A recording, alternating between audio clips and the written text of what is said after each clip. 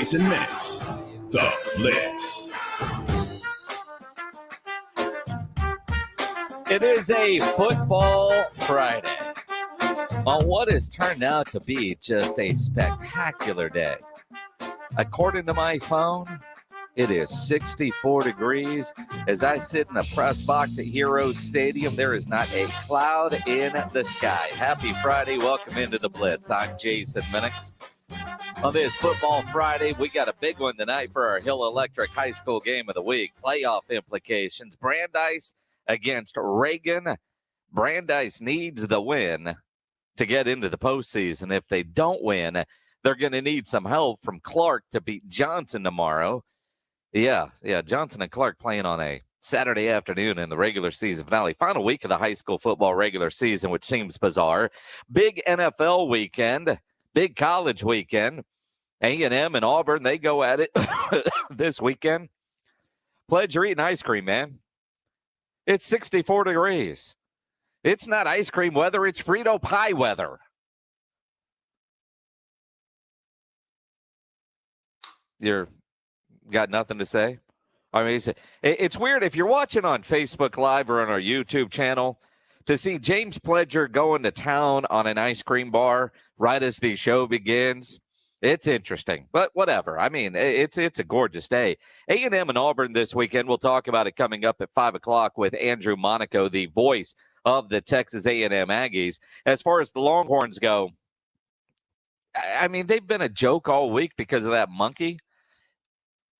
Can they dial it in, focus together, and go get a win? I mean, that ultimately is the question. Can they go on the road and get a win over Iowa State? That's what they've got to do. That's the crazy thing for the Longhorns to snap this 3-game losing streak. UTSA with a huge game on the road as well, playing UTEP, a game that will be on ESPN2. And it's going to be nice to have them on a regular channel with a real broadcast. It's fantastic to think what UTSA can do. The question coming off the bye, Jeff Traylor getting the new contract, everything that's gone on with UTSA, go on the road and get a win. And if you think about it, it's going to be the second straight game. They've had a whole lot of things going on outside of the program. And was the team going to be able to dial it in and go get it done? You think about their last game on the road against La Tech, a place that they haven't been able to win before. I mean, Ruston, Louisiana has just been a nightmare for UTSA. And that was the week that it was announced that they were moving up in conferences, going to the American Athletic Conference, and they were ranked and everything that was going on. And the game didn't start great for UTSA. But ultimately, after that opening quarter, they flexed their Roadrunner muscles, and they kicked their ass. They got a big win. Can they do it again this weekend? Can they do it Saturday night on the road against UTEP? That is going to be a fun game. Cowboys and Broncos coming up on Sunday. And we'll hear from Mike McCarthy in a little bit. And, you know, he was on R&R this morning with Rob Thompson and Rudy J, as he is every Friday morning, brought to you by AA Best Bail Bonds. But after that interview, he goes and he does the media, and then they go and do the practice. And there's just something about what happened today with Mike McCarthy at the podium that makes me like this dude even more. He was starstruck. Now, I mean, it's radio, so, I mean, I'll paint the picture for you. He's at the podium answering whatever question he was asked, and Roger Staubach came through the building. Now, where the Cowboys press conferences are held is near the front doors of the Star Complex. So anybody walking into the Star, now they can't get into the room very easily from the lobby, but it's all glass. And so when you walk in the front door, over to your right is the interview room where Mike McCarthy does his press conferences, or Jerry when there's big press conferences going on there. And then on the other side of that room is where all the trophies are displayed. But you got to come right through. And if you keep walking straight, there's a big glass window that overlooks the practice field. It's a beautiful facility, but it does put you in a bit of a fishbowl if you're on the podium. And it's there so if any fan walks in, they might be able to say, hey, man, I was 8 feet away from the head coach of the Cowboys. Or if, you know, Dak is doing a press conference in there, whatever the case may be. But it is set up to be on display for anybody walking in. And it can be a little distracting if you're on the podium and somebody walks in because, it is what it is.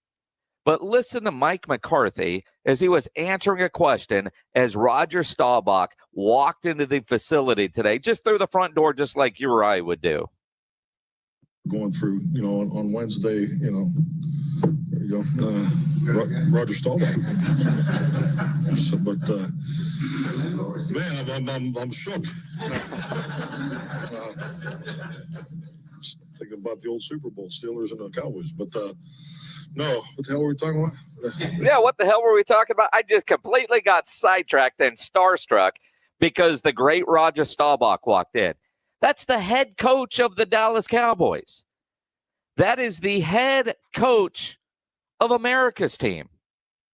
A guy that's been around as many celebrities as he's wanted to be. And Roger Staubach walks in. I got to tell you, there are all the people that I've ever met in this business. I've been extremely nervous around a couple of them. I mean, extremely nervous. Michael Jordan is one. I just remember just staring at his earring, going, I can't believe I'm talking to Michael Jordan. And all I could do was see his earring.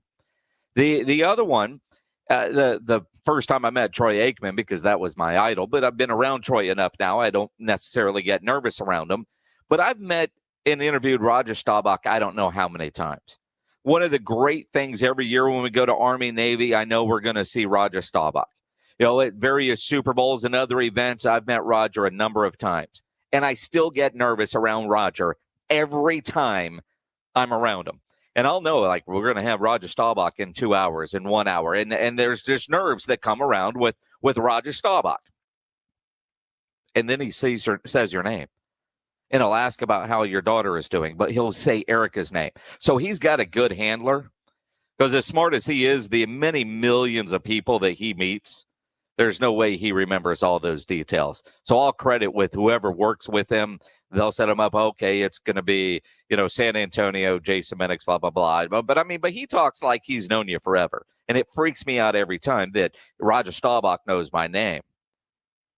There was something very cool today about seeing Mike McCarthy just kind of freak out just because Roger walked into the building and distracted him. I thought that was a very cool, real dude moment for Mike McCarthy, the head coach of the Dallas Cowboys, who you figure anytime he wanted, he could probably go to dinner with Roger.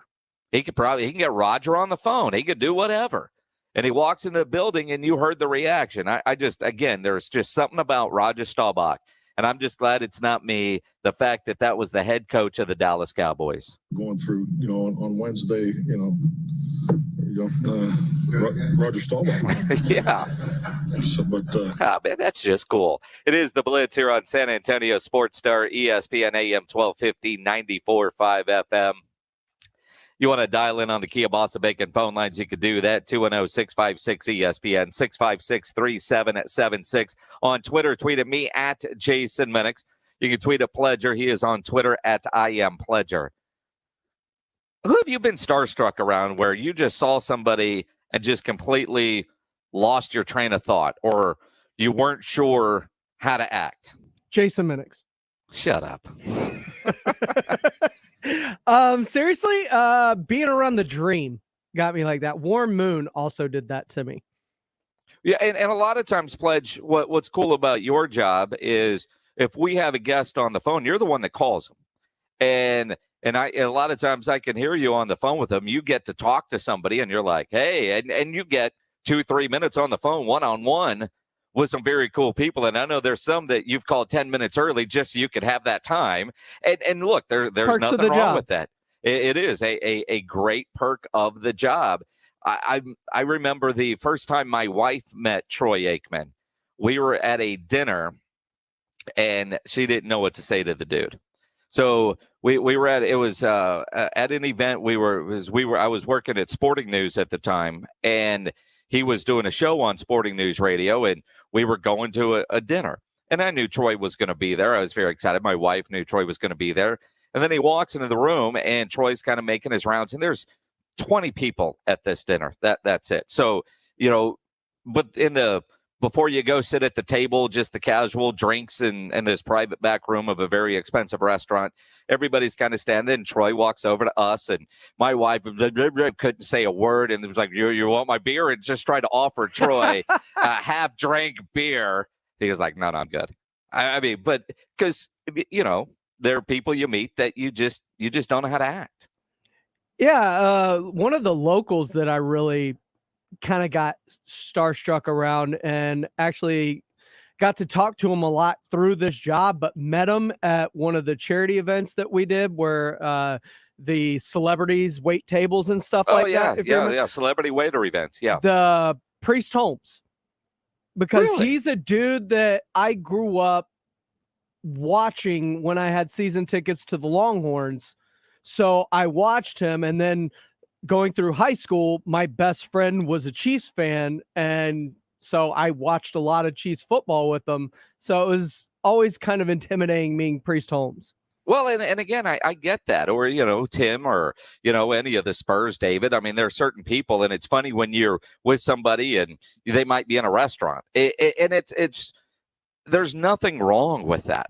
I mean, the Rudolph Renee says he worked the VIP door for the All-Star Jamboree in '96, and he met Jenny McCarthy, and that was when she was in her heyday. Prime Jenny McCarthy. Yeah, absolutely. And I just thought it was very cool and just such a genuine moment seeing Mike McCarthy on the podium today just completely lose his train of thought because Roger Staubach walked into the building. I mean, there's just something cool about that it doesn't matter who you are or how famous you are. It still happens to everybody. I mean, that's really cool, but I also think you think it's extra cool because it's the same person that you kind of lose it to. I mean, I don't know if it's extra cool because of that. And, and again, I mean, how many times that we've talked to Roger on the air and all the different events. There's something about it. I always get nervous if I'm going to talk to Roger Staubach. I always do. I'm always excited about it.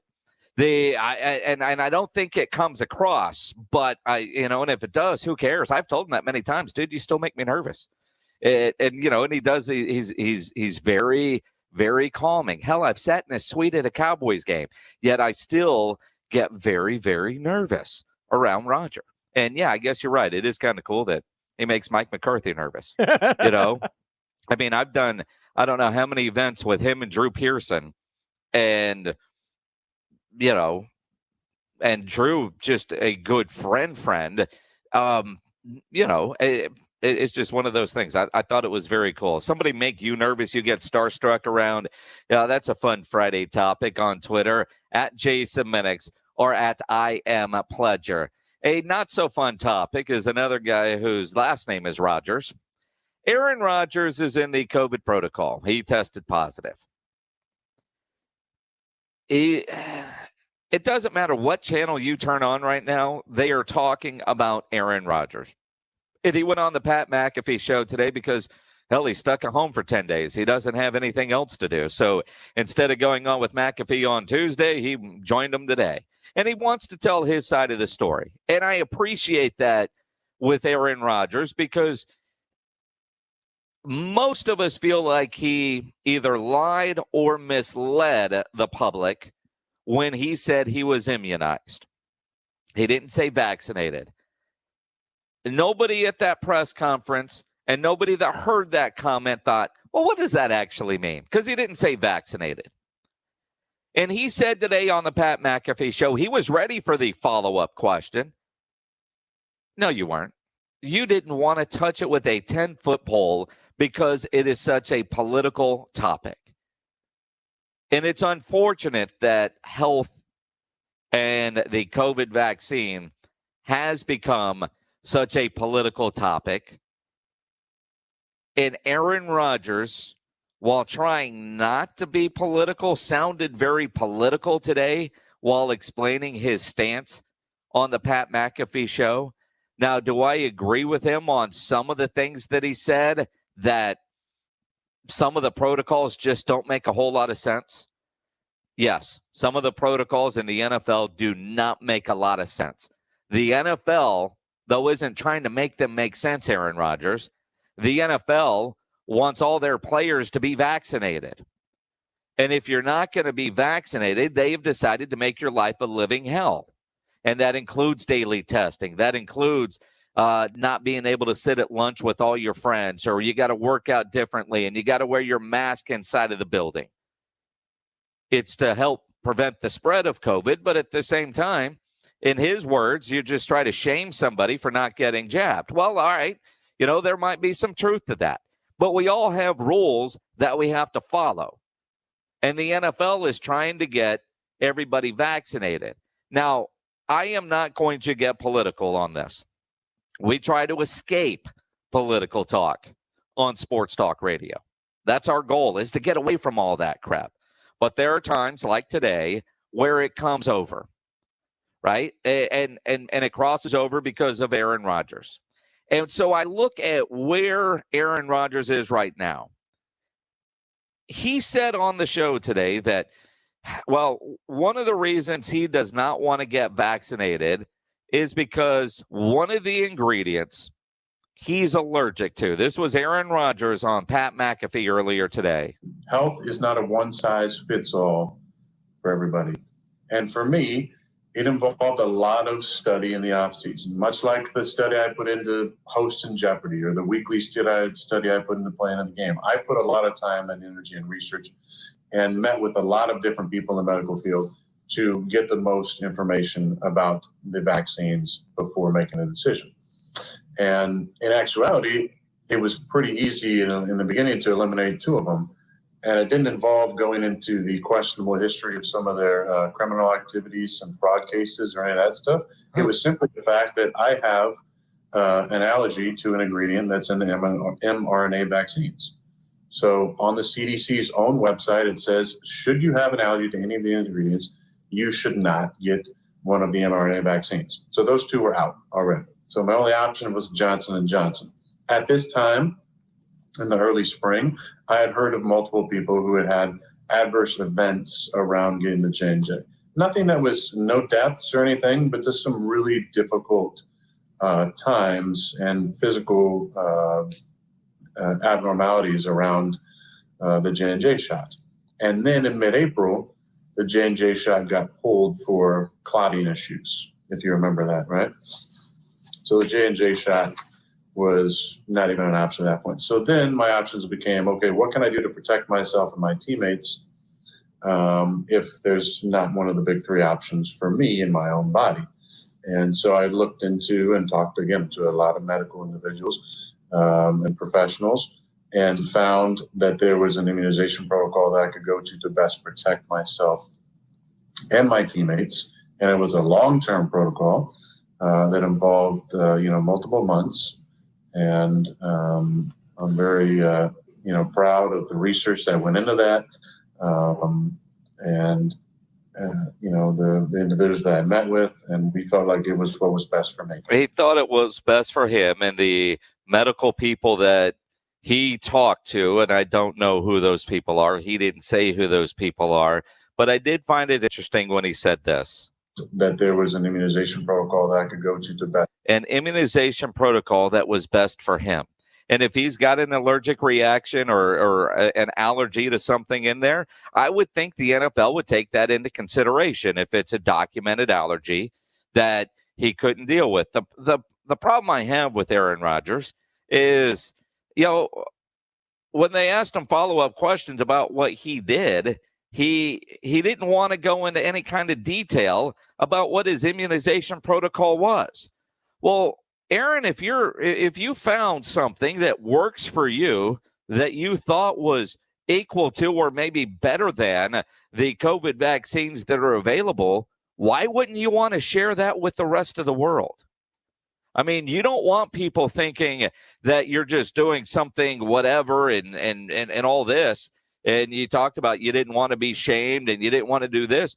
Well, what kind of regimen did you find? What kind of immunization protocol did you find, Aaron Rodgers? Well, I found it's good for me, and it's what my doctor said was best for me and my teammates, but I'm not going to give you any details on it. Well, what good is that? I mean, and I think that's where the NFL is at, which is why the NFL has deemed him unvaccinated this entire season. And he took a lot of shots at Roger Goodell and the NFL at the various protocols. In other words, and I'm putting words in his mouth, I'm paraphrasing some of what he said, but essentially he said he followed all the protocols except for the ones that he thought were stupid. The ones that he thought were really, really stupid, he decided he didn't need to follow those. For example, according to Aaron Rodgers, he thought it was dumb for him to have to wear a mask in the building, which is basically just to shame him for being unvaccinated, that since he tests every day and he had to go sit in a press conference in an auditorium every day and give a press conference, and everybody in that auditorium was vaccinated because the NFL media has to be vaccinated to go into the building to do their jobs. If everybody in there has to be vaccinated and tested, by the way, they test the media on a weekly basis, and he tests every day, he didn't see a need to wear a mask, even though that was one of the rules. Now, I don't necessarily disagree with him that some of the rules and protocols, they don't all make a lot of sense, but they're still part of the rules and the protocols. So if the NFL knew he was unvaccinated, every time he went and talked at the podium, which is at least 2 or 3 times a week, has the NFL been fining him?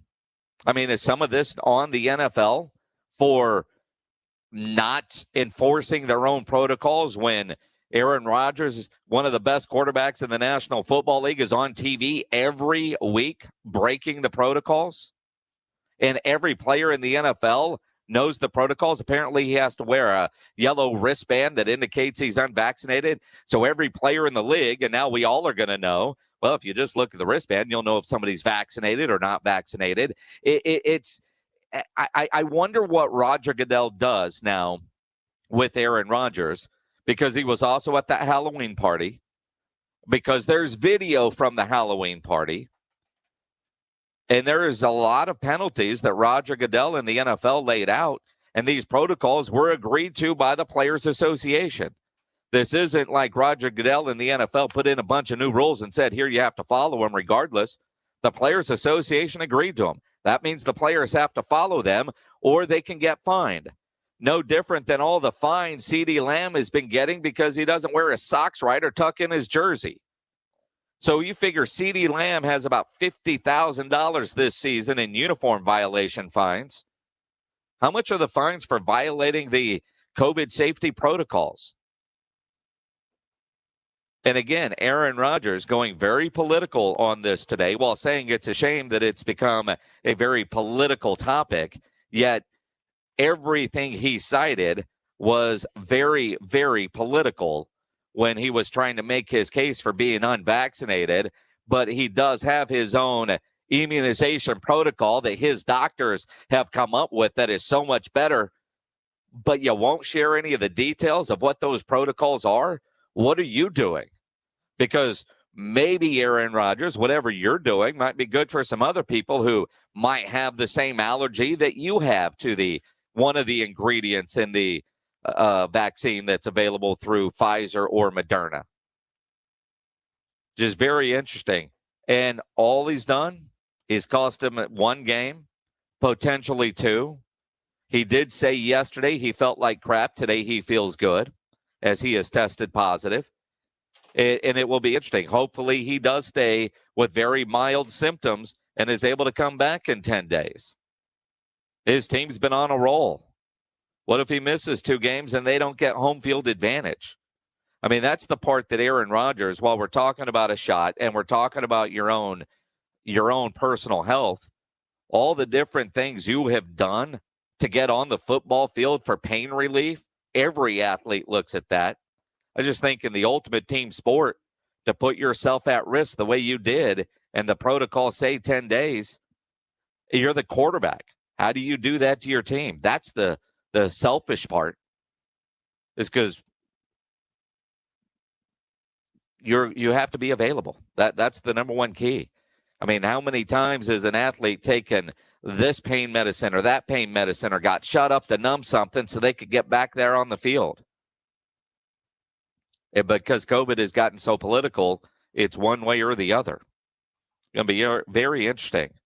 And again, he just went to everything that is in the anti-vax playbook that you hear about. Aaron Rodgers had all those key talking points on the Pat McAfee show today while saying he wasn't anti-vax. That was the beautiful thing.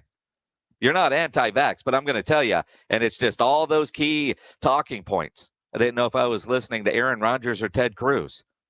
It is the Blitz here on San Antonio Sports Star, ESPN AM 1250 and 94.5 FM.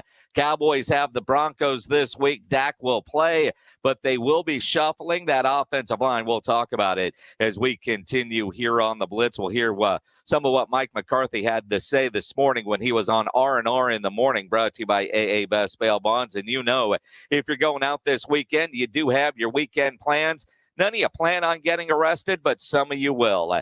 And if you get arrested, somebody you know gets arrested, you want to get out of jail fast, you know the best way to do that is to call my good friend Albert and his great staff at AA Best Bail Bonds, 210-225-2121. Text the word bail to 474747, or you can even start the bonding process online at mybestbailbonds.com. You don't have to call attorneys or anybody else to get out of jail, and you don't want to be forced into a PR bond. If the jail offers you a PR bond, make sure you truly understand what all those conditions are before accepting it. You know your best option for stress-free bail bonds is AA Best Bail Bonds because nobody beats their price. They have payment plans available, offer a free shuttle service. They're discreet and confidential and open 24/7 with offices all over San Antonio and Texas, services nationwide. If you're up in Dallas, down in Corpus, in the Valley, anywhere in between, license number 149. Call AA Best Bail Bonds, 210-225-2121, 225-2121, or online, mybestbailbonds.com. Let's get a Sports Center update. Here's James Pleasure. Thanks a lot, Jason. We'll start off tonight in the NBA with the 2-6 Spurs take on the 2-7 Magic in Orlando. The Spurs beat the Magic in their season opener, 123-97. Tip-off for tonight's game is set for 6 o'clock.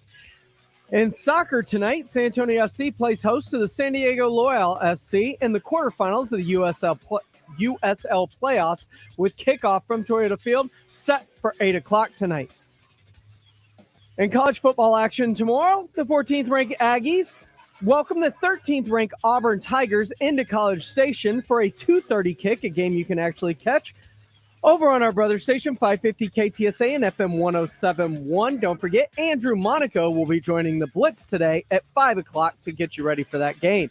The Texas Longhorns look to snap a 3-game losing streak as they take on the Iowa State Cyclones with kickoff set for 6:30. UTSA hits the road to take on UTEP tomorrow night at 9:15. 22nd-ranked Incarnate Word will play 6th-ranked Southeastern Louisiana at 2. And undefeated 18th-ranked Trinity takes on Birmingham tomorrow at noon. I'm James Pleasure for San Antonio Sports Star, ESPN AM 1250 and 94.5 FM. The Sports Center update was brought to you by Alamo Water Softeners. ESPN AM 1250 and 94.5 FM.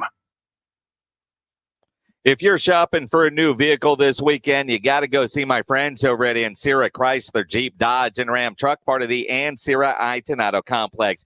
Very easy for me to tell you about and recommend Ancira because I am a longtime Ancira customer. Through the years, I've bought many vehicles from Ancira, and it's because of their great customer service before, during, and most importantly, after the sale. When you start the car buying process, they're going to make sure you're getting the vehicle you want with the options and features that you're looking for. They'll give you great value on your trade-in, the best rebates and financing options that are available, and their service after the sale is second to none. And you know price made Ancira number one. Price keeps Ancira number one. So think Ancira. Ancira Chrysler, Jeep, Dodge, and Ram Truck, part of the Ancira Auto Complex on I-10 West between Wurzbach and Huebner.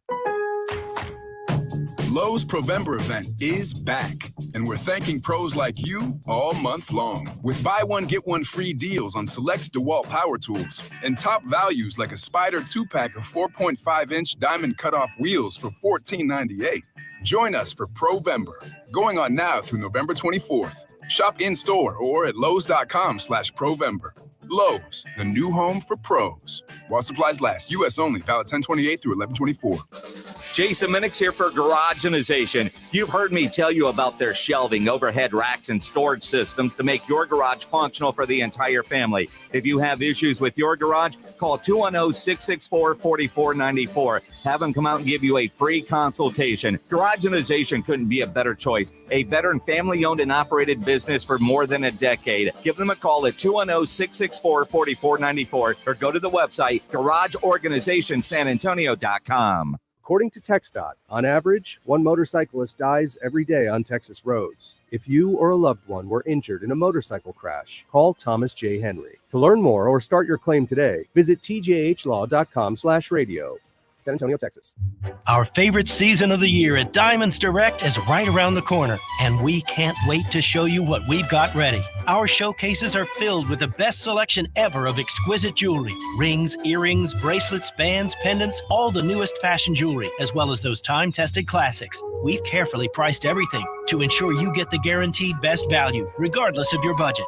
And over the past few months, we've expanded our loose diamond selection, adding a special collection of large, rare diamonds, 3 carats and up. Rounds, princess cuts, cushion cuts, emerald cuts, perfect for that holiday diamond upgrade. We've also made arrangements with our premier designers to bring you jewelry you won't be able to find at other stores. Unique, one-of-a-kind, fashion-forward pieces she's going to love. So the stage is set at Diamonds Direct as we anticipate an exciting and fun holiday season, with even more surprises coming in the weeks ahead. Make this upcoming holiday the most memorable ever with help from your friends at Diamonds Direct.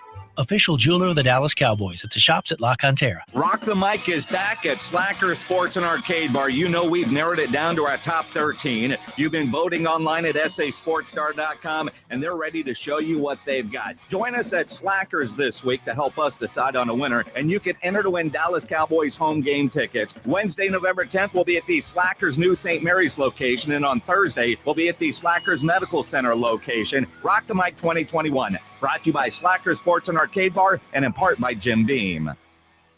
Guys, stop what you're doing. Give me a few seconds of your time and let me give you a piece of advice that will change your love life forever. Have you noticed you've been losing a little pep in your step? Has your lady friend asked you, is everything okay? Do you find yourself having trouble rising for the occasion? Do you stress out before that special moment and wonder, is it gonna work? Guys, I'm going to let you in on a big secret. You don't ever have to worry again. The Mojo Male Enhancement Formula has you covered. Mojo is the 100% guaranteed male enhancement formula that guarantees lasting success, if you know what I mean. The Mojo Male Enhancement Formula is safe, natural, and effective every single time, guaranteed. Mojo is available in a fast-acting spray and a quick-action capsule. Do yourself and her a favor and call Pure Line Nutrition in San Antonio today. They'll get you set up for success. Call 210-494-2210. That number again is 210-494-2210. Mojo Male Enhancement, only available at Pure Line Nutrition. The annual San Antonio Auto and Truck Show is November 12th through the 14th. We're partnering with some of SA's favorite pet organizations for the Subaru Loves Pets initiative. With on-site pet adoptions, you can see new cars and trucks and take home a furry friend that just might like to ride in one. Get your tickets now. This is Jerry Jones, and you're listening to the home of the Dallas Cowboys. San Antonio Sports Star, ESPN 1250 and 94.5 FM.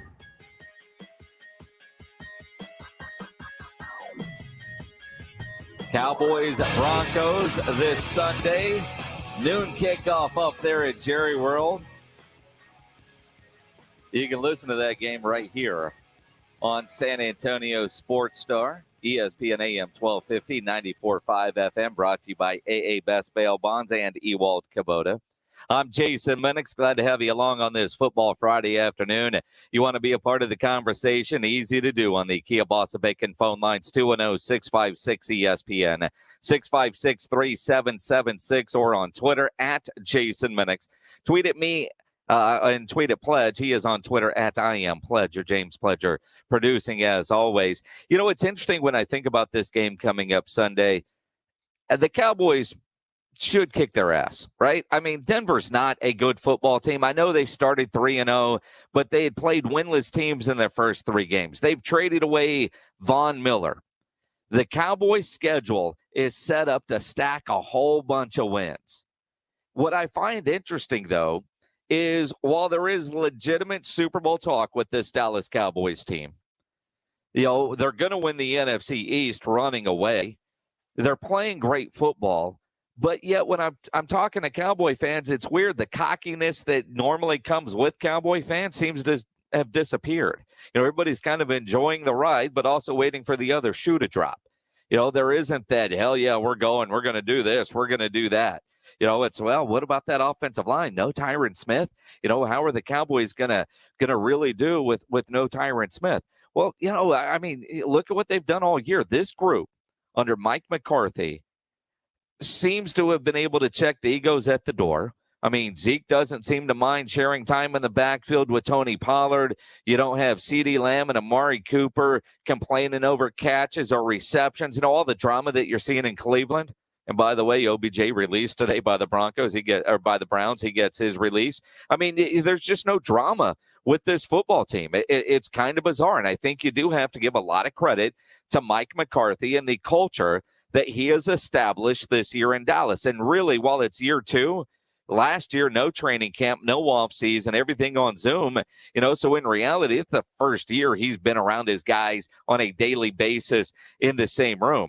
But that offensive line is a bit of a concern. And it is so much more difficult when you go from right tackle to left tackle. Now, Terrence Steele, with Tyron Smith out, Terrence Steele is going to move from right tackle to left tackle, and La'el Collins is going to go back into right tackle. And that's what Mike McCarthy talked about with Rob Thompson and Rudy J this morning when he joined R&R in the morning. Mike McCarthy every Friday morning, brought to you by AA Best Bail Bonds. And he talked about flipping from right to left. Well, I mean, you know, we do a lot of walkthroughs here. You know, you know, our meetings, particularly, you know, where we are as a team. So our meetings are quicker, more efficient, and we spend a lot of time walking through. The offense and defense both have multiple walkthroughs. So we have a walkthrough before practice, we have a second one after practice. So we're getting out there on the field practically three times a day. I'm talking more Wednesday and Thursday, or twice on Friday. So you keep just working them sets and working that footwork, and I agree with you. I mean, it's a big change to doing the flow of the week, but we feel confident with the lineup. And again, it'll be interesting to see how Terrence does moving over to left.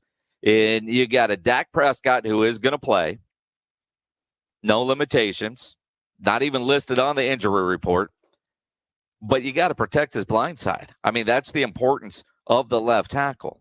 But Terrence Steele has played extremely well, and you think about what he went through last year in his rookie year, thrown to the fire and ripped up week in and week out. For him to not only make the team in year two, but to replace La'el Collins in the starting lineup after the opener against Tampa Bay because of all the LC issues with his drug test guy and all that, and play extremely well, says a lot about Terrence Steele from Steele High School here in San Antonio. And McCarthy just talked about just the improvement he's made year one to year two. Oh, I mean, I think it says a lot about Terrence. I mean, yeah, me too. Something that, I just love what he's done here since day one. I mean, he's come in here and that's just, so consistent with his work ethic and, his improvement from year one to year two. And I think, all the experience that he was able to attain last year is so beneficial, that he put an excellent offseason in the weight room. He's playing well. So, and, I think when you look in combination with practice reps, he's been on the left side more throughout training camp, and where else he's been exclusively more right-handed. So, and that's what we're going with. But yes, the flexibility speaks volumes about Terrence. And one of the things that Mike McCarthy just said there that let's dive into, and again, that was McCarthy this morning with Rob and Rudy on R&R in the morning, is in training camp. But we saw this in Oxnard. Now, there were some times that Tyron Smith was missing some time because, he's Tyron Smith. He's going to be out. But the idea is the Cowboys know they're not going to be able to count on Tyron Smith for 17 regular season games. They know that. They're prepared for that. I think they expected to have La'el Collins. Of course, we know why they didn't have La'el Collins because, failed test and apparently trying to bribe the the pea collector man. So I assume, man, the idea that they spent so much time in training camp with Terrence Steele and Ty Nsekhe to see who could play a swing tackle, because that's what they really wanted. But they had those two guys, Terrence Steele and Ty Nsekhe, working more at left tackle than at right tackle during training camp, knowing that they weren't going to get 17 games out of Tyron Smith. And I think that's something that this coaching staff should get a lot of credit for realizing and understanding that while we love Tyron Smith, we know he's not going to play every single game. We know at some point that dude is going to get hurt. As great as he is, he isn't giving you a full season. The fact that they prepared for that back in the summer, I think, says a lot about the preparation of this coaching staff and the forward thinking that they have. It's one thing to get twos worked in there, but they worked a couple of guys at left. There wasn't a true backup left tackle. They want position flexibility. But, to hear Mike McCarthy talking about, well, we did this back at training camp, and we did. Yeah, you know why you did that? Because you knew you weren't going to have Tyron Smith. Very smart of Mike McCarthy and that coaching staff, so get some credit there. And, the other thing, I talk about no egos in the room and, the culture that they're building. You talk about J-Ron Curse. Comes in, follows Dan Quinn, journeyman type, not a high draft pick, blah, blah, blah. He had the green dot against Minnesota, which meant he was the one calling the defensive plays, which basically means he had the speaker in his helmet to hear all of Dan Quinn's cussing and calling out the plays, right? Micah Parsons had it. They gave it to Curse. Now, there's a couple of different theories that you could look at. One, Curse has played more snaps than anybody else on the defensive side. So you want the guy with the green dot to be out on the field the most, right? Well, that makes sense.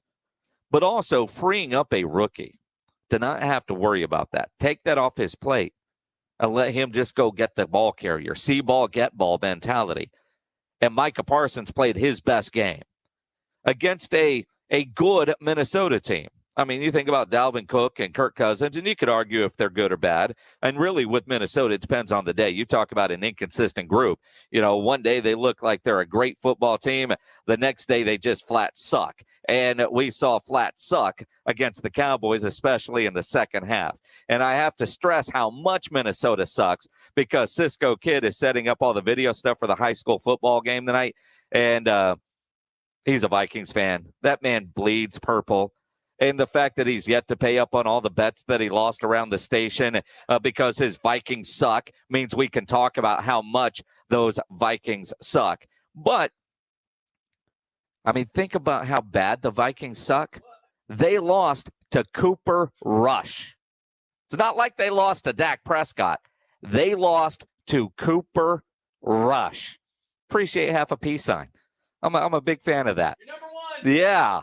Yeah, that's it. But again, though, the idea that Curse was calling the plays there and had that green dot, the boys asked Mike McCarthy about that this morning on R&R in the morning. Well, the green dot is who's the number one communicator out there? Who has the the helmet that you can talk to, so with the speakers in it. And based on how you think the game's going to go, there's personnel groups that you anticipate. You need to have more than one person ready, so there's a rotation of three that are available each and every week. So, and J-Ron did a great job last week, and Micah will still be part of the rotation, but definitely took some responsibility off his plate, which he definitely benefited from, and he had his best week of preparation, and which excited to see him turn it into a hell of a performance. Yeah, it was a hell of a performance for Micah Parsons, who again got Defensive Player of the Week in destroying those crappy Minnesota Vikings last Sunday. Let's see what he does to the Denver Broncos this week at AT&T Stadium. We'll talk more Cowboys coming up at 5:30 when Jon Machota of The Athletic joins us. Let's go to those Kia Bossa Bacon phone lines at 210-656-ESPN, 656-3776. Gary, you are on the Blitz. What's up, man? Hey, I'm telling you, I'm a little worried because, Terrence Steele's trying to get ready to make that money because the left tackles get that money eventually if they play well. And everybody's looking for a left tackle these days. But when you put him next to Connor Williams is good for two really dumb penalties a game. He's not pretty consistent, but he's good for two, and it's all about the timing. And what's wrong with Ty Nashetsky? I saw Ty Nashetsky put a guy in a bear hug, but that was about the only negative thing I heard about it. What's interesting is Terrence Steele has played better than Ty Nsekhe. Quite simply, Terrence Steele played better in the preseason games than did Ty Nsekhe, and he got the start, and he's played well since he's been in there. When Ty Nsekhe has had spot duty, and remember, he missed 2 games after he had that heat problem and had to go to the hospital. Ty Nsekhe missed a couple of weeks of not only games, but of practice, trying to just get himself healthy and hydrated again. I am concerned about Terrence still moving to left tackle, but Gary, don't kid yourself. He's not going to turn into like some monster left tackle getting a ridiculous contract. I mean, Terrence Steele is going to be a journey offensive lineman, and that's what he is. The bigger concern for me is Blake Jarwin is out, although he's not a great blocker, but I would expect to see a tight end helping on the left side, or a formation where somebody's in the backfield that can chip or help on the left side. And you mentioned the penalties. Yeah, Connor is good for a couple, 3 a game, and it's always interesting when they happen. And what's crazy is the Cowboys 6-1 on the season, damn near tops in the league in penalties this year. And you wonder at what point will that bite them? Like I said, we'll talk more about this coming up at 5:30. Jon Machota of The Athletic will join us then. We've been doing Rock the Mic 2021 all week. Been the last couple of nights out at 2 different Slacker Sports and Arcade Bar locations, talking to a lot of contestants. We can't fit everybody in 2 days, so, there's one that's going to join us by phone coming up in a moment. And then, of course, Saturday, James Pledger. You're going to have a couple on the Saturday Morning Hangover. Go to the website, watch the videos, and vote for your favorite contestants for Rock the Mic 2021, brought to you in part by Jim Beam. As we continue here on the Blitz, we'll have that. We'll talk some Aggie football with Andrew Monaco at 5 o'clock. Jon Machota will join us at 5:30. It's a gorgeous day today. This is perfect. Half zip day. Maybe tonight if you're coming to the game, it's hoodie weather. You need to have your winter gear ready. Time to get into the other side of the closet. But if you're a business owner, a manager, a club leader, and you need logo on winter gear, you better get into Sammy's Embroidery Club down on San Pedro, because, well, Sam has his winter line on display right now in his showroom. He's got the jackets, the coats, the hoodies, the half zips, beanies. He's got all the big name brands, North Face, Nike, Eddie Bauer, Port Authority, just to name a few. And Sam has inventory in stock. Not many can say that, but Sammy can. He's got all that, polos, T-shirts. He's got hats in stock. In fact, Sam has the largest selection of caps, including the popular Richardson style cap, in stock. Over 700 uniform lines to choose from. And it's not just embroidery. He can do silkscreen T-shirts as well for any occasion. Sammy's Embroidery and Printing. Nobody has better prices. Sammy has all the big name brands. All items do come with a warranty. And he's the only company in Texas with 1-day turnaround. No order too big, no order too small. You need 1 item, you need 10, you need 10,000. Sammy's Embroidery Club is the place to go. You can call 210-824-3900, 824-3900, or better yet, go by that massive showroom. It's on San Pedro, a mile inside Loop 410, next to Big Lots across from McDonald's, or go to the website, samsembroidery.com, for Sammy's Embroidery Club. Get your college game on. Get ready for the fight songs. It's college football. Touchdown! What a catch! Hear it live on San Antonio Sports Star, ESPN 1250 and 94.5 FM. Whether you're vaccinated or not, it's important to know the symptoms of COVID and its variants. Fever is the leading sign of COVID and the flu, so make sure you use an accurate thermometer. Only the Exergen Temporal Scanner Thermometer has been proven accurate with more than 100 clinical studies. Non-contact thermometers have no clinical evidence behind them and are not reliable. Be vigilant and seek medical advice at the first sign of fever. Learn more at Exergen.com. Southern Recipe Small Batch Pork Rinds. Score points with some of the boldest, keto-friendly, protein-packed, and low-carb snacks out there. And with their new Southern Recipe Small Batch 6-bag variety pack, you'll get to choose a different flavored pork rind every time. Find Southern Recipe Small Batch at your local H-E-B, and you'll always have pork rinds ready to go. Southern Recipe Small Batch Pork Rinds. Be big, be bold, be adventurous. Southern Recipe Pork Rinds. Time to start planning your Thanksgiving dinner, and it starts with the turkey. Chase Minix here for Tri-County Meat Market. Tri-County gets their turkeys from Barber Farms in Colorado. These fresh, all-natural turkeys are never frozen and come between 8 and 24 pounds. Tri-County Meat Market only gets a limited number, so reserve your turkeys before they sell out. Pre-order your turkeys and your pies from the Ultimate Cheesecake Bakery now at either of the Tri-County Meat Market locations on Huebner and on Ralph Fair Road. The Roo Pub is the best place to watch a game. Football, basketball, the big fights, they have them on at the Roo on their 3 massive 170-inch laser screens and TVs all around. Come hungry, the food is fantastic, and the kitchen is open until 2 a.m. every day with the full menu available. The Roo Pub has the best darts area in town, indoor cornhole and weekday happy hour from 11 to 6. For lunch, dinner, or late at night, and the best place to watch a game, get into the Roo Pub at 281 in Redmond Road. We'll see you at the Roo. Now's the time to get a great deal on select Kubota compact tractors. Rated #1 for reliability in the under 100 horsepower category, they're designed for easy operation and feature performance-matched attachments. Right now, put 0 down and get 0% APR for 84 months, plus save up to $1,400. Now through December 31st. See us or go to KubotaUSA.com for full disclaimer. From the Gulf of Mexico to the hill country of Texas, Ewald Kubota is your Kubota dealer. It's that time of year again when Smoky Mo's Barbecue is gearing up to smoke Thanksgiving turkeys for our neighbors in the San Antonio area. Each turkey will be made using our secret rub and smoked to perfection in-house. You can buy it solo or with our feast that includes sweet potato casserole, cornbread dressing, green bean casserole, and a delicious pumpkin pie from Tootie Pies. Pre-order at SmokyMo'sBarbecue.com or by calling your store. Don't dawdle. We sell out every year. Happy Smoked Turkey Day, y'all, from Smoky Mo's Barbecue. Saturday afternoons mean one thing: college football. Oh my God! Hear games from all Power 5 conferences all season long, every Saturday from San Antonio Sports Star, ESPN 1250 and 94.5 FM. Hey, this is Sarah Spain, and you're on San Antonio Sports Star, ESPN AM 1250 and 94.5 FM.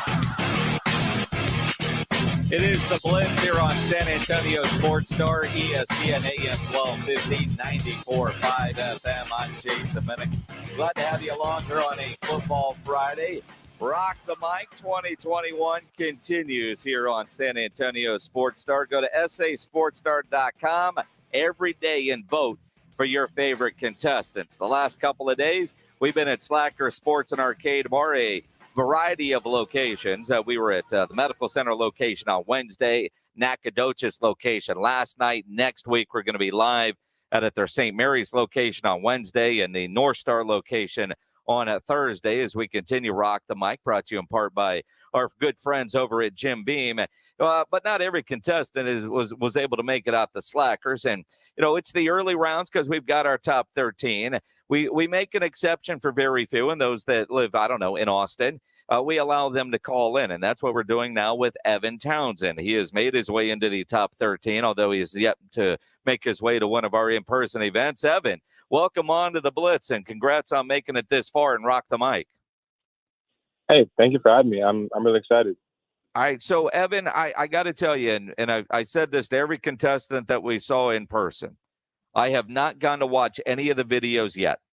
Part of it is I didn't want to go to the office when they were picking the top 13 because, why do that? But also I didn't want to prejudge anybody before they came on the air with me. So I want to be fair. But then I realized, you got to kind of tell me about your video a little bit so that the listeners, when they hear you talk, if they're not voting for friends and they're voting for who they really like, they can recognize your voice to the video. So tell me about your video. Oh, so I'm actually an affiliate writer for Project Spurs, and I'm a diehard Spurs fan. And I was just telling fans, just to calm down. We only had, not even a full month of the season, the first 2 weeks of the season. and people are already overreacting, saying, "Oh, we should play this guy over that guy. Oh, we should bench this guy. We should trade this guy. We should do this and that." And people forget that Coach Pop is pretty much like a military drill sergeant. I want you to imagine, listeners, think back to like your high school tryouts. You know, you're working hard, you're trying out, and you know you want to have the Spurs want to have players that have, you know, the distinct of basically you're going to give your all, you're not going to complain, no foolishness on social media, none of that, right? And you know, people are just not really understanding where we're at as a team, as an organization. They're saying, "Oh, Pop should retire after this. After he gets his all-time win record, he should just let Becky run the show." Evan, it sounds like you're just taking shots at a guy named Michael Jimenez, who hosts Halftime from noon to 2 here on San Antonio Sports Star, because he's ready to bench this guy, get rid of that guy, and it's a process. And, you know, although I got to admit, I was pissed after they lost to Dallas the other night. Both of them. This team isn't good enough to lose games they should win. I only expect them to win 33 to 35 games, but I do want to see some wins in there. And I'm glad to hear some of those players are frustrated after losses, like a DeJounte Murray. With Jakob now in the protocols. Yes, sir. Drew Eubanks and Thad Young aren't really the answer. How does Pop come up with some offensive schemes, or defensive schemes for that matter, to try to keep this team active? Because Jakob, I think, is a far better player than what a lot of Spurs fans give him credit for. Oh yeah, definitely. I want Spurs fans to look at the numbers on the defensive side of Jakob Poeltl. He was top 5 in all defensive ratings, rebounds, and pretty much just a staple for our center position. And he's not going anywhere. Him and DeJounte are safe where they are. But your question, the backup center is fairly. This is a tough one. I'll break it down for you. So everyone's screaming, Jock Lindell, bring the guy from Australia. People are saying, Patty Mills gave him a parting gift just for him to sign with us. Listen, he doesn't know the system. He's a very, very, he's not a fringe G League guy, but he's an end of rotation, not a back caliber, just quite. He's what I call an up 20, down 20 guy. And let me explain this. So Thad Young, he's about to get moved for the trade deadline. Okay. Yep. He's been put in situations and he's been benched sometimes. I want you to remember my comment about the Coach Pop drill sergeant thing comparison. When you have a player like that who just came in, who's older, he's the oldest guy on the team, and if he has any type of reps for players, any type of disrespect, he's not going to play him. But he wants to get moved, right? He wants to get traded. So let's put him against Jokic at the end of the first quarter against Denver. Let's put him against Giannis, a small ball 5. That's kind of funny to say. When they didn't have Brook Lopez, to see how he matches up to boost that trade value. I know people don't understand that and why you put Faith Diop over him, all that kind of good stuff. But this is just, we're trying to see what these can do. It's open run, open floor, open gym. Let's see what type of game you're working on over the summer. Let's see what you can do. And with Drew Eubanks, here's the thing: he's 6'9". I know this is going to go over some people's heads, but he's not really a center. Okay, he's really a power forward. I know. He's bigger. He can't really shoot. Mm-hmm. But here's the thing: he's really slow, and he has slow footwork. He's getting worked by Dwight Powell of all people, you know. And I want people to understand that if you put Jocelyn in the game right away over Eubanks, who's not really doing so well over the first few games, let's admit, not only will that cause a rift in the locker room, but that's never been a Spurs-like mentality. You never skip over someone in the rotation. They earn that position. It is literally like Trey Jones, over Brent Forbes over Primo. People saying, "Oh, let's play Primo over them." That's never going to happen. That's not going to happen. But I digress.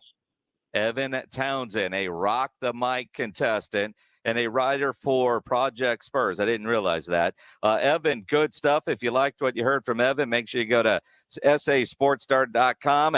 You could vote for Evan. Hopefully, if he continues in the voting next week, we'll get him in person and utilize some of the Spurs knowledge that he obviously has. Now, James Pledger, you're going to have a couple more contestants joining you and Jack Thompson tomorrow morning on the Saturday Morning Hangover. Who do we have coming up on Saturday morning? On Saturday morning, I'm going to have John Dyer Katie Goodman and Becky Perez in studio during the 10 o'clock hour to basically see what they have to offer the Star. And they're making them come in. Yeah, they're coming in the 10 in? o'clock hour. I So gave do them they- the choice of phone and in person. I gave them the choice of days. They chose the hangover. All right, so a Katie, a Becky, and a John. I'm wondering how that worked out that a Katie and a Becky ended up on the Saturday morning hangover. I'm just curious which one of the three are bringing tacos and donuts. I'm also wondering that. Yeah, Because I get hungry in the mornings. I absolutely you do. And again, if I was in a contest and I was showing up at the radio station, I was in a contest, I would show up with breakfast. I'm just saying, you want to be that guy. Show up with breakfast, a variety. Bring the kolaches, bring the tacos, bring the donuts. Smoothie King. What? Dude. It's delicious. You just ruin it. Nobody's going to show up with a green drink for you on Saturday morning. I don't want a green one. I know you don't. And I get the Peanut Power Plus at Smoothie King, too, by the way. So just... Peanut Power Plus, you call it? Strawberry. Yeah, it tastes like peanut butter and jelly.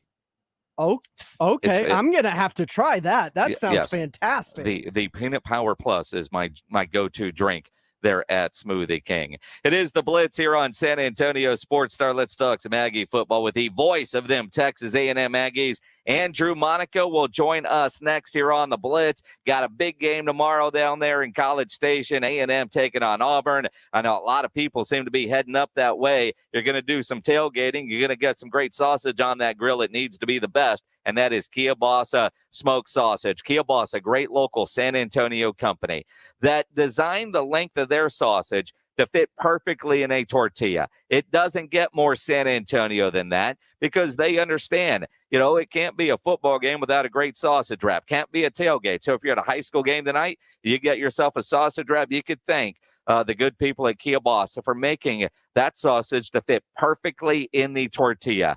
Whether you're doing home gating, tailgating at a stadium, you get into the grocery store, get your cold beverages, get yourself some tortillas, and make sure you get some Kielbasa today. Friday nights mean one thing. San Antonio Sports Stars High School Football Game of the Week. Powered by Hill Electric. Jason Minix and Kevin Brock have the call each week beginning at 7 p.m. from the GPS of Texas broadcast booth. A Friday night Texas tradition. Tonight, the Reagan Rattlers take on the Brandeis Broncos. 6:30 pregame, 7 o'clock kickoff. High school football each week from San Antonio Sports Star, ESPN 1250 and 94.5 FM. For over 2 centuries, Jim Beam has been bringing people together. Now you can bring them wherever you go with friends and family. Introducing Jim Beam Highballs to go, refreshing and ready for sharing. Their classic highball and Beam and Ginger Highball are made with Kentucky straight bourbon whiskey. They're a new take on a tradition, 7 generations in the making. Find Jim Beam Highballs to go at a store near you. Jim Beam Classic Highball made with Kentucky straight bourbon whiskey, natural flavors, and seltzer water. 5% alcohol by volume. Copyright 2020, James B. Beam Distilling Company, Claremont, Kentucky. Drink smart. Guys, stop what you're doing. Give me a few seconds of your time and let me give you a piece of advice that will change your love life forever. Have you noticed you've been losing a little pep in your step? Has your lady friend asked you, is everything okay? Do you find yourself having trouble rising for the occasion? Do you stress out before that special moment and wonder, is it gonna work? Guys, I'm going to let you in on a big secret. You don't ever have to worry again. The Mojo Male Enhancement Formula has you covered. Mojo is the 100% guaranteed male enhancement formula that guarantees lasting success, if you know what I mean. The Mojo Male Enhancement Formula is safe, natural, and effective every single time, guaranteed. Mojo is available in a fast-acting spray and a quick-action capsule. Do yourself and her a favor and call Pure Line Nutrition in San Antonio today. They'll get you set up for success. Call 210-494-2210. That number again is 210-494-2210. Mojo Male Enhancement, only available at Pure Line Nutrition.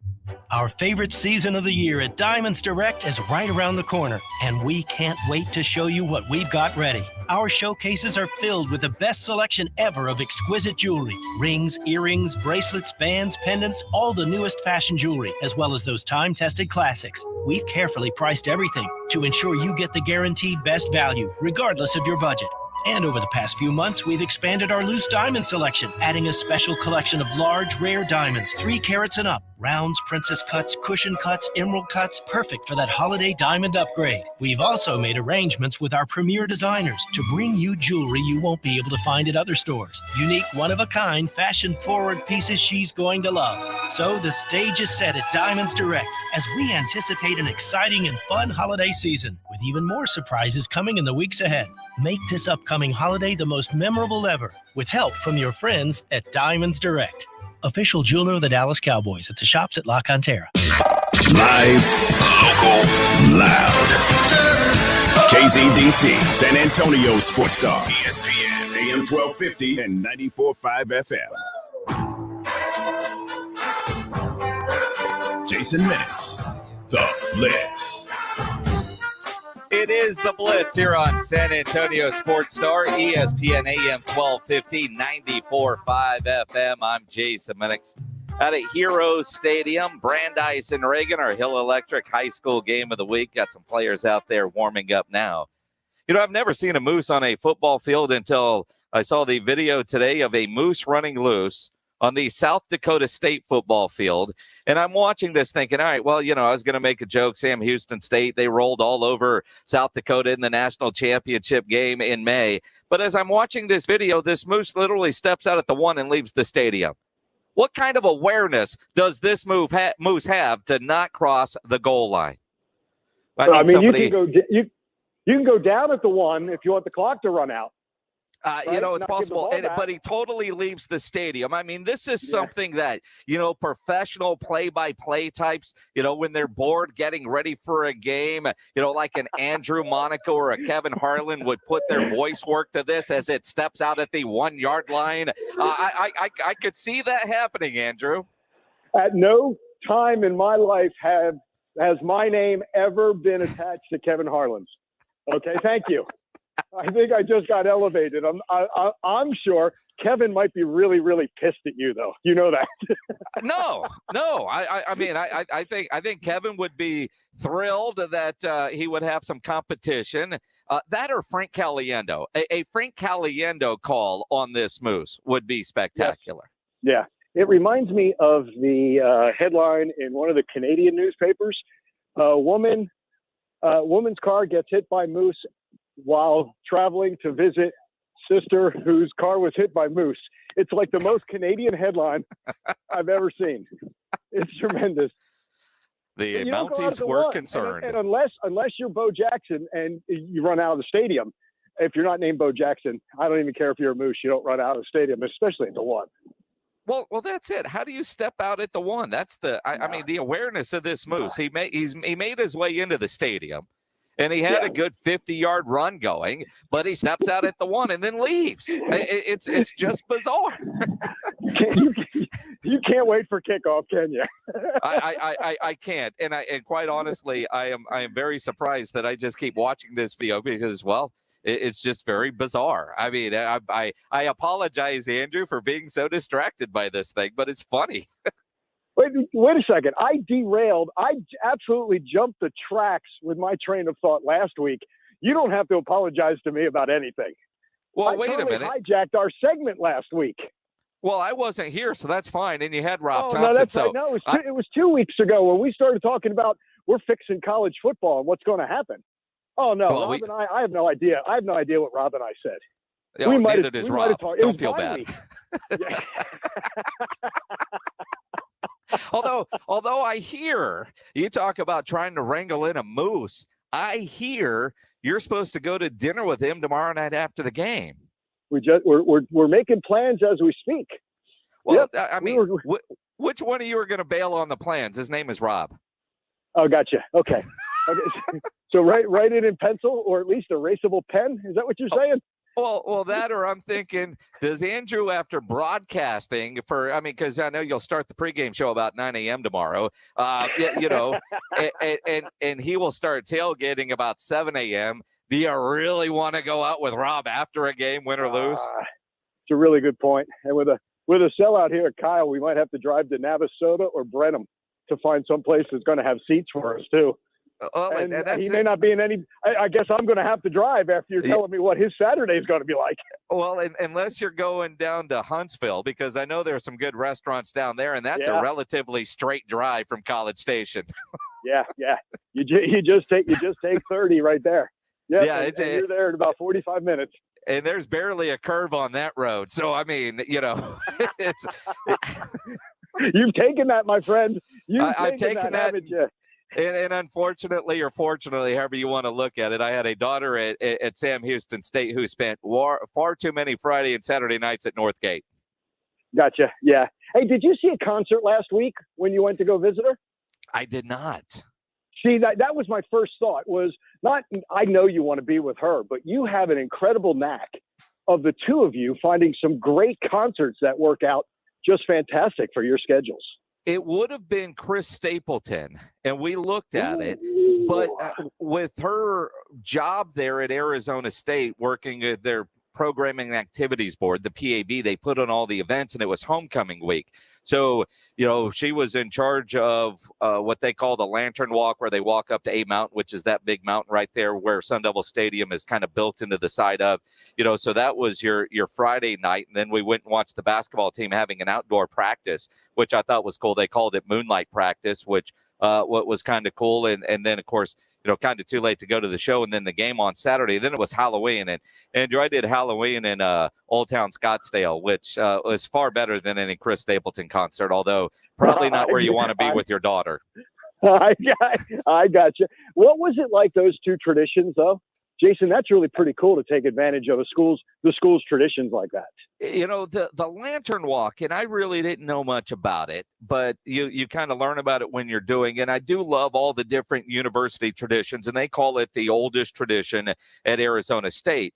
And it's, you literally hike up the mountain, and they've got this big A up there. And so it's only about a half mile up and half mile down, but it's not paved. It was not easy. There were some parts that I was a little concerned about, right? Because I am not a hiker, if you didn't know. And then you put thousands of people. That's what surprised me, how many people were there. But you walk up, and then you put your lantern. They give you a little lantern, and you put it somewhere on the A, and it lights up the A, and you could see it forever from where it is in Tempe. And when you're up there, you could see all the way through downtown Phoenix, which is, kind of like standing on a mountain in New Braunfels and seeing the Tower of America is really cool. I mean, it's a very cool tradition. I didn't know anything about it, but that was neat. And then outside, they set up a full basketball court on a bit of a stage, and you had the Arizona State men's and women's team out there practicing. And, so Bobby Hurley, the coach of ASU, and, all the different things. And,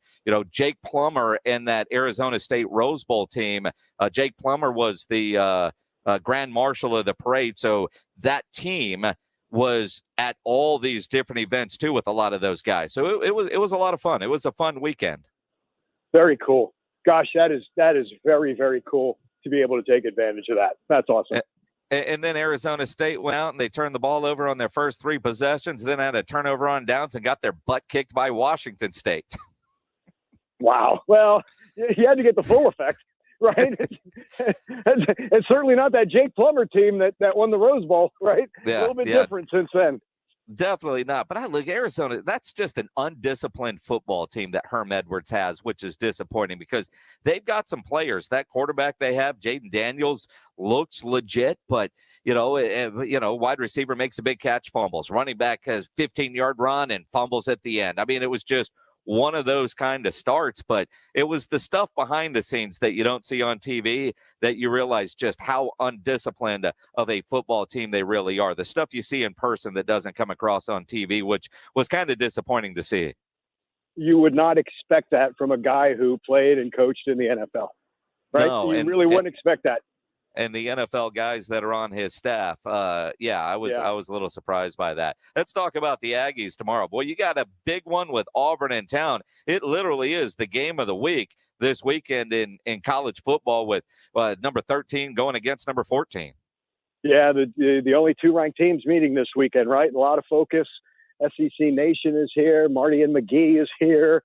I saw Feinbaum is there, isn't he? Feinbaum is here. Buzz just went past me. I believe he's about to do an interview over on that set. just outside the E. King Gill statue is where they're all set up. I find this matchup, I think these teams are very similar, Jason. Not just the similar records. I don't think they allowed their losses to define them. Auburn to Georgia, and then going to Penn State, the Aggies, Arkansas, and Mississippi State. These are two teams that like to run the ball. These are two teams that utilize their tight ends. These are two teams that have very good defenses that don't surrender a lot of points. And I just think they're both playing their best football this time of year, and they get to meet in what is going to be a sold-out Kyle Field tomorrow afternoon. Yeah, 2:30 kickoff. You can listen to it over on AM 550 KTSA and 107.1 FM TV on CBS. And you look at this matchup, and you talk about both teams running the ball. Listening to the Jimbo Fisher show starring Andrew Monaco this week, I heard him just talk about the trenches and the offensive line. Yeah. And a game like this, both sides. And while he wouldn't say that A&M had the better offensive line or stronger offensive line to what the Auburn defensive front is going to offer up, he certainly talked about this game is going to be won in the trenches, and he likes what A&M offers. Yeah, and I like where they are. We were waiting for this offensive line to gel, and it's really hard to call a Bryce Foster and a Reuben Fothery, two true freshmen who have been on this line, freshmen any longer after 8 weeks in the SEC, if you will, to be tested. I think they are recognizing things better. Kenyon Green, 3 times this year, he's been the SEC Offensive Lineman of the Week. They kind of have it gelled with the guy they call Philly on the left tackle. That's Jameer Johnson, who's from Philadelphia. And Layden Robinson being healthy. I think that has been something. They've gelled, obviously running for over 100 yards. Isaiah and Devon Achane doing that, each of the last 2 games. And look, they were supposed to dominate Missouri and South Carolina. I thought they grew up a little bit in that they didn't look past Missouri, or they relaxed after Alabama. They imposed their will on both those schools, and they got up early. I think that has been a key. Auburn's offensive line, you know what? They never had the same 5 all year last year. This year they do, and they got a little bit bigger. It's a reason why Tank Bigsby and Jarquez Hunter can run the ball, and it's a reason why I think Bo Nix can find a receiver and go to his second and third instead of always escaping. He's got a better offensive line. It's the defensive lines, I think, that really could be the game changers. And I think the Aggie defensive line has been outstanding since Alabama. And the reason why I say Auburn is good, never look at just the tackle totals. Jason, you know this. The tackles for whether it's a DT or a defensive end or an edge, if they are doing their job, your linebackers will make a lot of tackles. And Jacoby McClain, the guy that they call Ricochet Rabbit for Auburn, he leads that team in tackles. So I think it's a fascinating matchup because it's almost strength on strength when these two meet tomorrow. It really is. And I know, with the A&M run game to be successful, I think against that defensive front from Auburn, Calzada's got to hit some deep balls early just to keep that front honest, right? I mean, do you see Calzada having to get some early completions? And not that I think A&M will try to force some throws, but if he can't throw early, they stack the box, and it could be a long Saturday.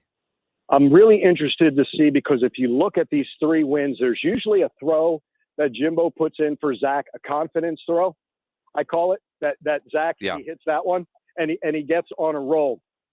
It depends on what Auburn, how the look will be for Auburn. Some guys will say, hey, take your shot deep. They've got guys who can cover. And if Zach sees that there's 8 in the box, yeah, maybe that's exactly what you do. Can you stretch it? Can you loosen it up? A lot of times they won't do that. They won't give you deep. But with Caleb Chapman back and healthy and Damon Demas, those are your 2 deep threats. But when you do that, Jason, Jimbo also said on his show, he loves throwing between the hashes, and there's the toughness of an Aniyah Smith and a Jalen Preston. And I think you always have to know where 0 is on the field. And the same thing, remember last year, Jalen Weidemeyer, 8 catches at Auburn.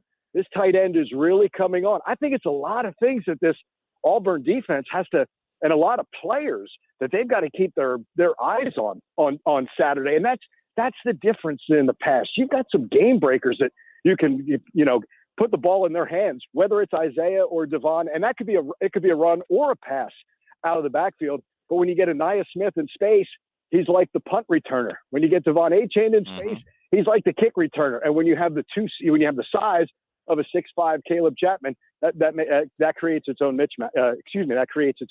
mismatch. Voice of the Aggies, Andrew Monaco, joining us here on the Blitz as he does every Friday. What I think about from the defensive side for A&M and going against Bo Nix, who, you never know what you're going to get from Bo Nix. And, he could beat you in a lot of different ways, or he could get very careless with the football. How do you prepare for a quarterback who is that sporadic? You have to contain him. And it's interesting. Dave Elmendorf was talking with Mike Elko earlier this week at practice. And Dave asked, are you going to have a spy on him? And Mike said, on third down, we will. I don't think it's going to be every down. You have to get the pressure, but you have to contain him. So if he is going to escape, you're going to funnel him to somebody else. That's what has been so good about Tyree Johnson on the end. 5 sacks in his last 3 games. Michael Clemens, DeMarvin Leal, if they have him inside, or Jaden Peavy. These guys have played against Bo Nix for a couple of years now, and I think they understand. And if they do funnel, does that allow Aaron Hansford to make the tackle, or do you creep a safety? Will they make that tackle, or your nickel, Antonio Johnson? Yeah, I think it's his 33rd game, Bo Nix, and I think he was very Jekyll and Hyde when he was younger, but he struggled against Georgia State. He got pulled. They brought in TJ Finley for that game to win that game. But again, I think they were able to. They had that scare. He's been better since then. I thought he was very good against Ole Miss last week, but I think the A&M defense is going to be different from the Ole Miss defense that he saw last Saturday. It's just weird to think a college quarterback with 33 starts. I mean, especially one that has been as inconsistent as him. But again, when he's good, he is really good. A&M's defense, just to hope and make him not be very good tomorrow. I think that's going to be the key. Andrew Monaco, the voice of those Texas A&M Aggies, joining us here on the Blitz. Long storied broadcast career. Andrew, you've met a lot of famous people. I'm going to set you up with some audio and then ask you a question. This is Mike McCarthy, head coach of the Dallas Cowboys. His press conference this morning. Now, have you been inside the Star facility? No, I have not. I've seen from the outside. I haven't been inside. All right. So when you walk in the front doors, right to your right, big glass wall, and on the other side of that glass is where the press conferences take place. So anybody that's walking in, if there's a press conference going on, they can see right into the fishbowl, right? And if you're in the press conference room, you could see who's walking in the hallway. So Mike McCarthy this morning is doing his press conference and going through, on Wednesday, there you go, Roger Staubach. So, but man, I'm shook. Just thinking about the old Super Bowl, Steelers and the Cowboys. But no, what the hell were we talking about? How cool is that the head coach of the Dallas Cowboys is a little starstruck because Roger Staubach walked into the building? Now, coincidentally, in all my years of doing this, there are 2 people I've been extremely nervous around. Michael Jordan. I remember doing an interview with him, and all I could do was just stare at his earring. And every time I've met Roger Staubach, I get nervous. And I see him every year at the Super Bowl, every year at Army Navy, and a couple times throughout the year, I'm always nervous. Kind of weird to see the head coach of the Cowboys freak out like that when Roger walked into the building. It was a good, genuine moment. Who makes you nervous? The celebrity types that you've been around so many. Who's the one guy that when you're around him, you just can't talk? A little Gaga, huh? First time having to get popped. Didn't want to mess that one up, right? And it never should have. It never should have been that way, right? It should not have been that way. He was fantastic. One that you really get David Stern was another one, because David is very much a schedule guy. If he's giving you 2.5 minutes, it's 2.5. And once 2.5 is done, he's on to something else. He'll be really nice during the interview, but then afterwards, you're going to get a little bit of grief from him. That's the way that worked. But a very cool moment that started out, how should we react? Watching Julius Erving's Sports Century with Doc in our broadcast. He was with the Magic at the time. He came down in the broadcast department. It was on. We weren't sure how we were supposed to react. Doc was always good to us, right? but it was almost like getting a director's cut for that hour, watching it with him, and it was relaxed towards the very end. I guess that's my definition of surreal for that one. You know what? I don't want to be, you don't want to, you think you're not a fanboy, but what does that say about Roger Staubach, right? That's the magnitude of him. And look, all these years later, I mean, we overuse the word icon or iconic. I think we can use that with the Cowboys and Roger Staubach. I love when it's a genuine moment like that. Good for Mike McCarthy, by the way. It just shows you what it's like. It's a small world like that. It is. And the thing, dude, you're the coach of the Cowboys. You could probably call them into your office or go have dinner pretty much whenever you want. But don't you think it's like, hey, can I have Roger's number? Like you almost do that. It's like, I'd like to have his number, where you absolutely can, right? Yeah, we can give you that number, but you're not sure because Mike McCarthy's growing up. He's almost larger than life when you look at the age difference and where Mike McCarthy was in his life. I think that stuff is pretty cool. Well, and since McCarthy's a Pennsylvania guy and grew up as a Steelers fan, I'm guessing he hated Roger too. I mean, that good sports hate that goes along with it. I just thought it was a cool moment.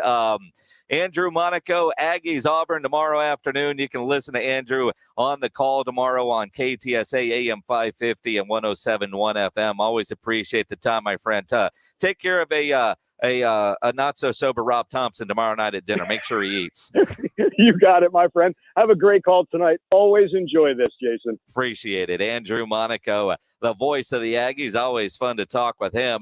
Coming up, we'll talk to Jon Machota from The Athletic, who was in the room today doing the interview with Mike McCarthy at that press conference when Roger Staubach walked by. We'll talk about it. And, the game and the injuries and everything else going on as we continue here on the Blitz. It is November. You got to start planning Thanksgiving. The star of the show is the turkey. You need to get into Tri-County Meat Market, either of their two locations, because they get their turkeys from Barber Farms in Colorado. They are fresh, all-natural turkeys, never frozen. They're between 8 and 24 pounds. Those turkeys are doing what they can right now, living a good life in Colorado, waiting to get to your Thanksgiving table. But Tri-County only gets a limited number of them, so you've got to get into Tri-County Meat Market and reserve your turkey now before they sell out, and they do sell out every year. They can also take care of your pies as well. They've got their pies that they get from the Ultimate Cheesecake Bakery. You can reserve those as well. And you want to get into Tri-County Meat Market. They've got some incredible specials this weekend. It's opening weekend for hunting season. You don't have to be a hunter to go in and get some great meats, but they got the Cowboy Cup bone-in ribeyes at $17.99 a pound this weekend. Porterhouses at $15.99 a pound. T-bones and bone-in strips at $13.99 a pound while supplies last at Tri-County Meat Market. Both of their locations. They always have the Pig 5 for $25 and always a 10% discount for military and first responders. Tri-County Meat Market has two locations, on Ralph Air Road and on Huebner, online at tricountymeat.com. Jon Machota of The Athletic joins us next at the Sports Center with James Pledger. Thanks a lot, Jason. We'll start off in soccer tonight as San Antonio FC will play host to San Diego Loyal FC in the quarterfinals of the USL playoffs with kickoff from Toyota Field set for 8 o'clock tonight. In the NBA, the San Antonio Spurs take on the Orlando Magic with tip-off from Orlando set for 6 o'clock.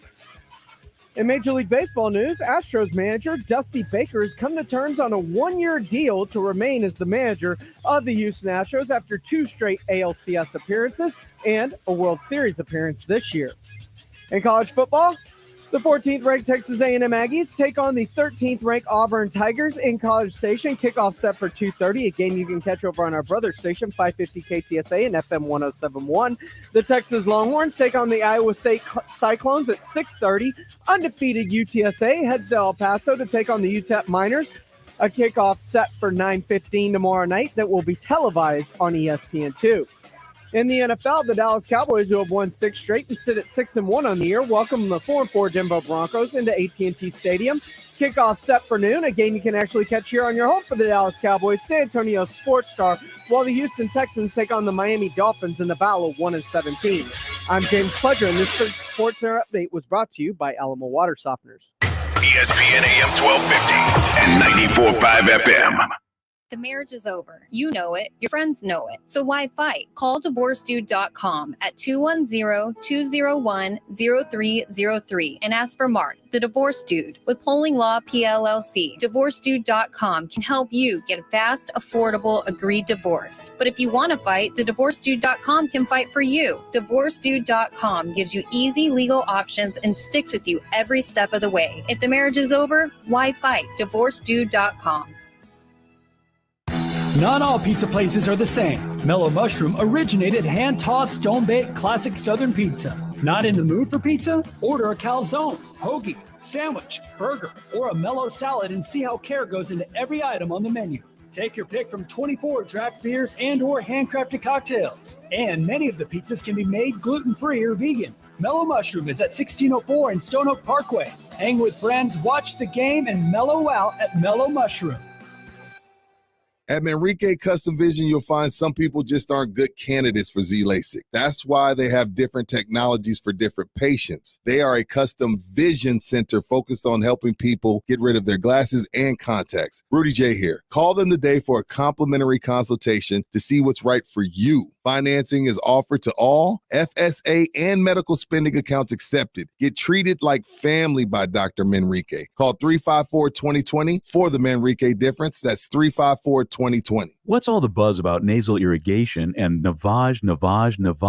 And should I try it? Here's the science. Airborne germs invade through your nose. It's the body's air filter for trapping allergens and viruses. When your nose gets clogged, it's less effective and germs multiply.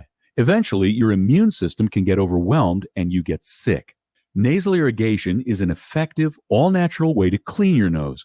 It's not a drug, it's more like plumbing. Saline goes in one nostril, around the back of the nose, and out the other nostril, flushing out mucus and germs. I'm Martin Hoke, and I invented Navage to make cleaning your nose easy. It's the world's only nose cleaner with powered suction. Navage pulls out the bad stuff so you can breathe better, sleep deeper, snore less, and feel healthier. At Walgreens, CVS, Rite Aid, Target, Bed Bath, and Walmart. Or go to Navage.com for a free gift with purchase. Over 2 million sold. Navage, N-A-V-A-G-E. Clean nose, healthy life. Guys, stop what you're doing. Give me a few seconds of your time and let me give you a piece of advice that will change your love life forever. Have you noticed you've been losing a little pep in your step? Has your lady friend asked you, is everything okay? Do you find yourself having trouble rising for the occasion? Do you stress out before that special moment and wonder, is it gonna work? Guys, I'm going to let you in on a big secret. You don't ever have to worry again. The Mojo Male Enhancement Formula has you covered. Mojo is the 100% guaranteed male enhancement formula that guarantees lasting success, if you know what I mean. The Mojo Male Enhancement Formula is safe, natural, and effective every single time, guaranteed. Mojo is available in a fast-acting spray and a quick-action capsule. Do yourself and her a favor and call Pure Line Nutrition in San Antonio today. They'll get you set up for success. Call 210-494-2210. That number again is 210-494-2210. Mojo Male Enhancement, only available at Pure Line Nutrition. Oh, according to research, 82% of people remember radio ads. So 82% of you listening will remember that this is an ad for ZipRecruiter. 82% of you will note that if you're hiring, ZipRecruiter finds qualified people for your job. In fact, 4 out of 5 employers who post on ZipRecruiter get a quality candidate within the first day. And 82% of you will remember that you can try ZipRecruiter for free, but you have to go to ZipRecruiter.com/free. Yes, free. Again, that's ZipRecruiter.com/free. This is The Blitz with Jason Minix and the brightest sports insiders. San Antonio Sports Star, ESPN 1250 and 94.5 FM.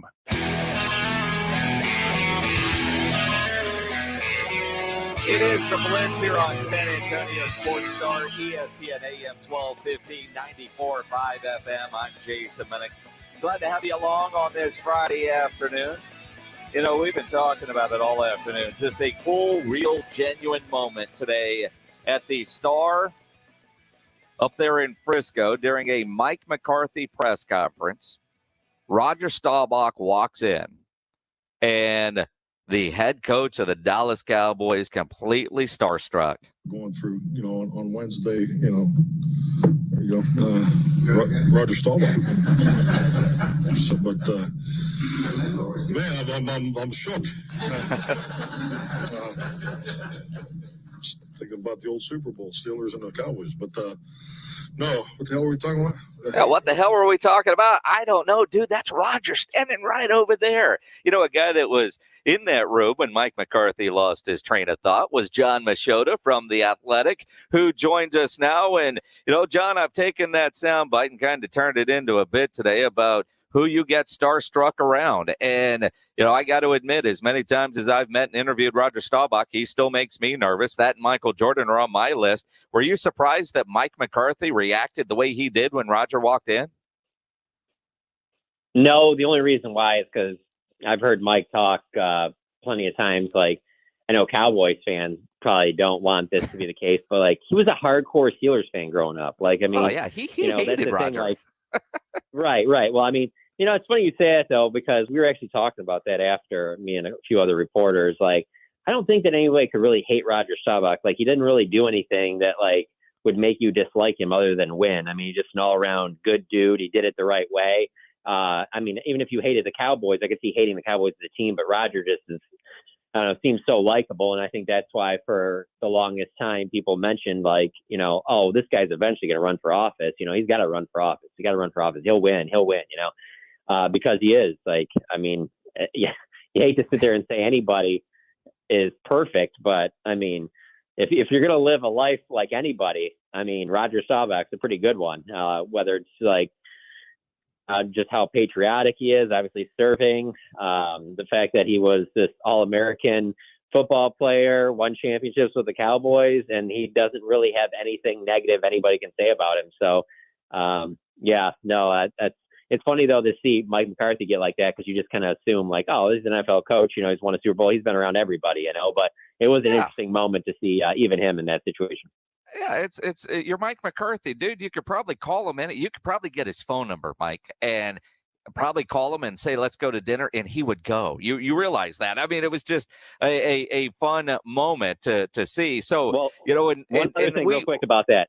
One other thing about that real quick. I do think that was the first time he met him, because it sounded like Rich Dalrymple was going to introduce them after that press conference was over. Wow. I just found it funny. I found that funny because of the fact of, like, not necessarily last year because the pandemic would have been whatever, but here's the best part about that is that all of last year, you know, when Mike McCarthy moved to Dallas, well, he moved to next door to the facility in Frisco, and he lived in the complex right across called 12, which it's called 12 because Roger Staubach and Jerry Jones own it.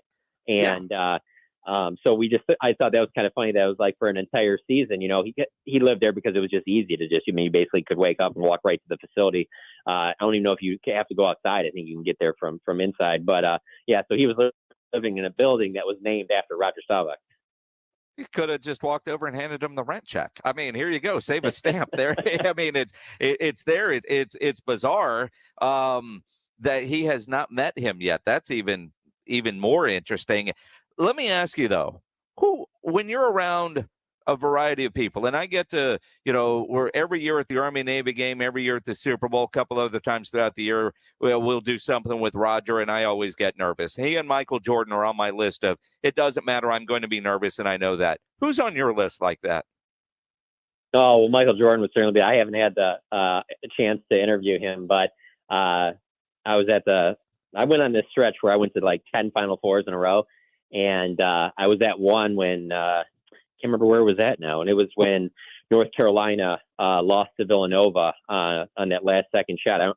Maybe it was Arizona. I don't remember exactly. But I remember when Michael Jordan walked in that building, like even the Villanova, like the entire Villanova student section, like stopped watching the game. And just, I have never seen, you know, those Final Fours they're all played in football stadiums with like a small little basketball court in the middle. I have never seen anything like I saw that day when Michael Jordan walked in there. Like everybody stopped and they were just mouths wide open, like, oh my God, hey, that's Michael Jordan. So he would always be number one for me. And then just me being a native, Detroit or Barry Sanders will always be like that. There was actually one time I was down here where he was at something. This is when I first got down here.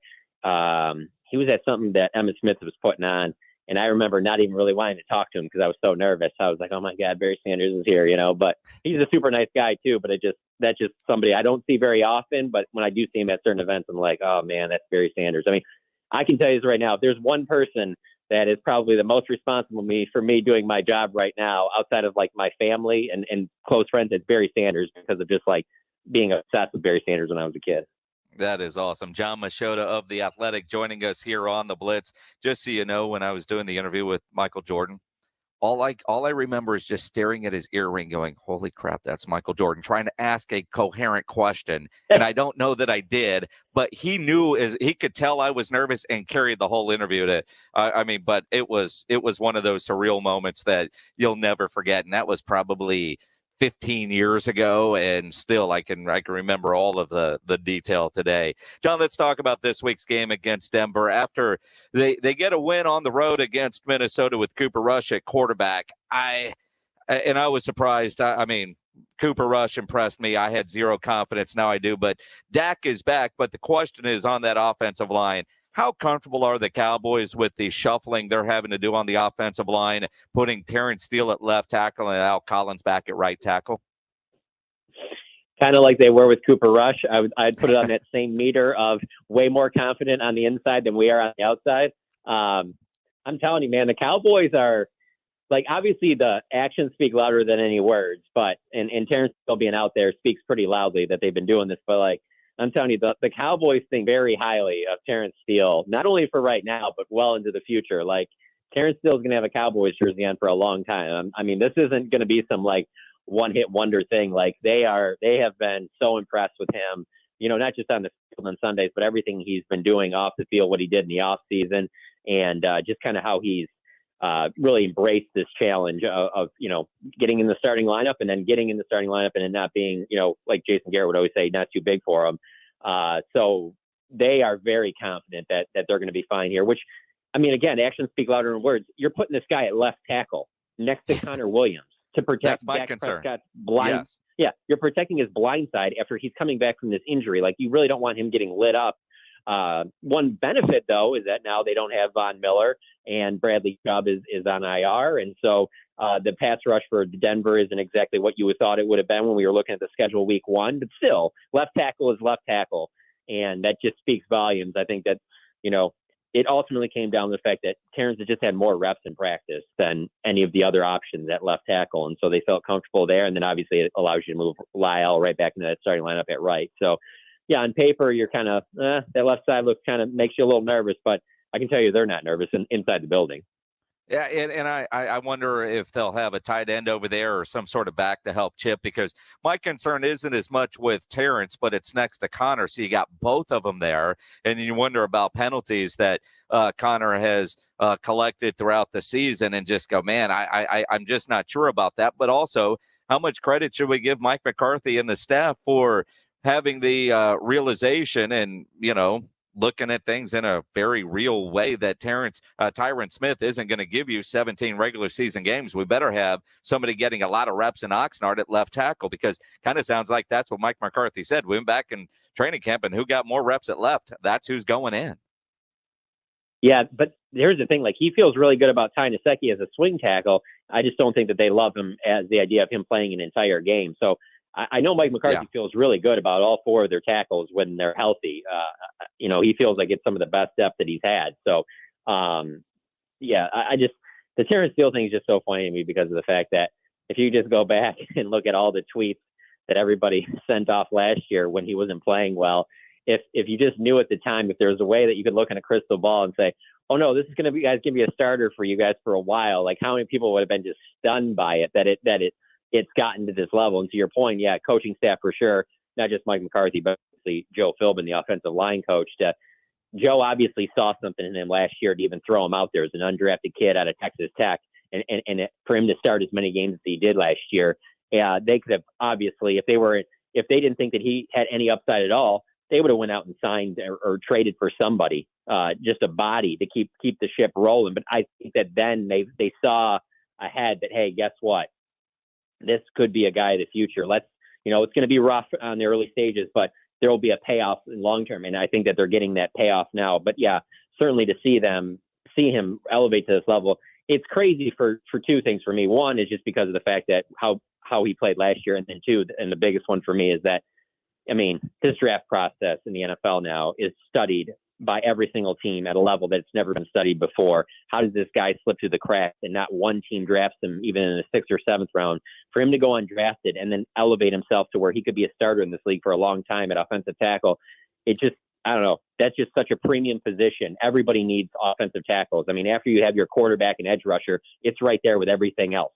And for him to be an undrafted guy that they might have been able to find this diamond in the rough, it's crazy to think that way.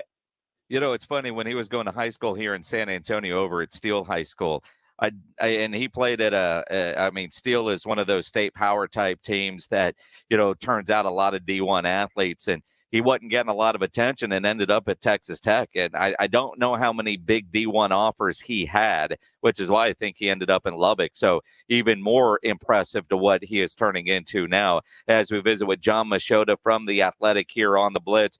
Now, Tyron Smith is out. Blake Jarwin is out. But CD Lam and Amari Cooper both listed as questionable, limited in practice this week.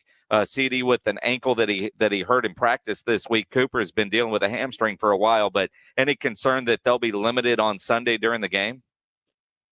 Not really. I mean, seeing how they were moving around in practice yesterday, I was stunned that CD was even limited in that practice. He looked like his normal self, and Amari's been fine. That's the thing, is that I think when you see on TV, because I know I'm guilty of this, you see on TV a guy having out that massage gun on the sidelines. Yeah. You're thinking, oh, this is a pulled hamstring. This is going to probably be.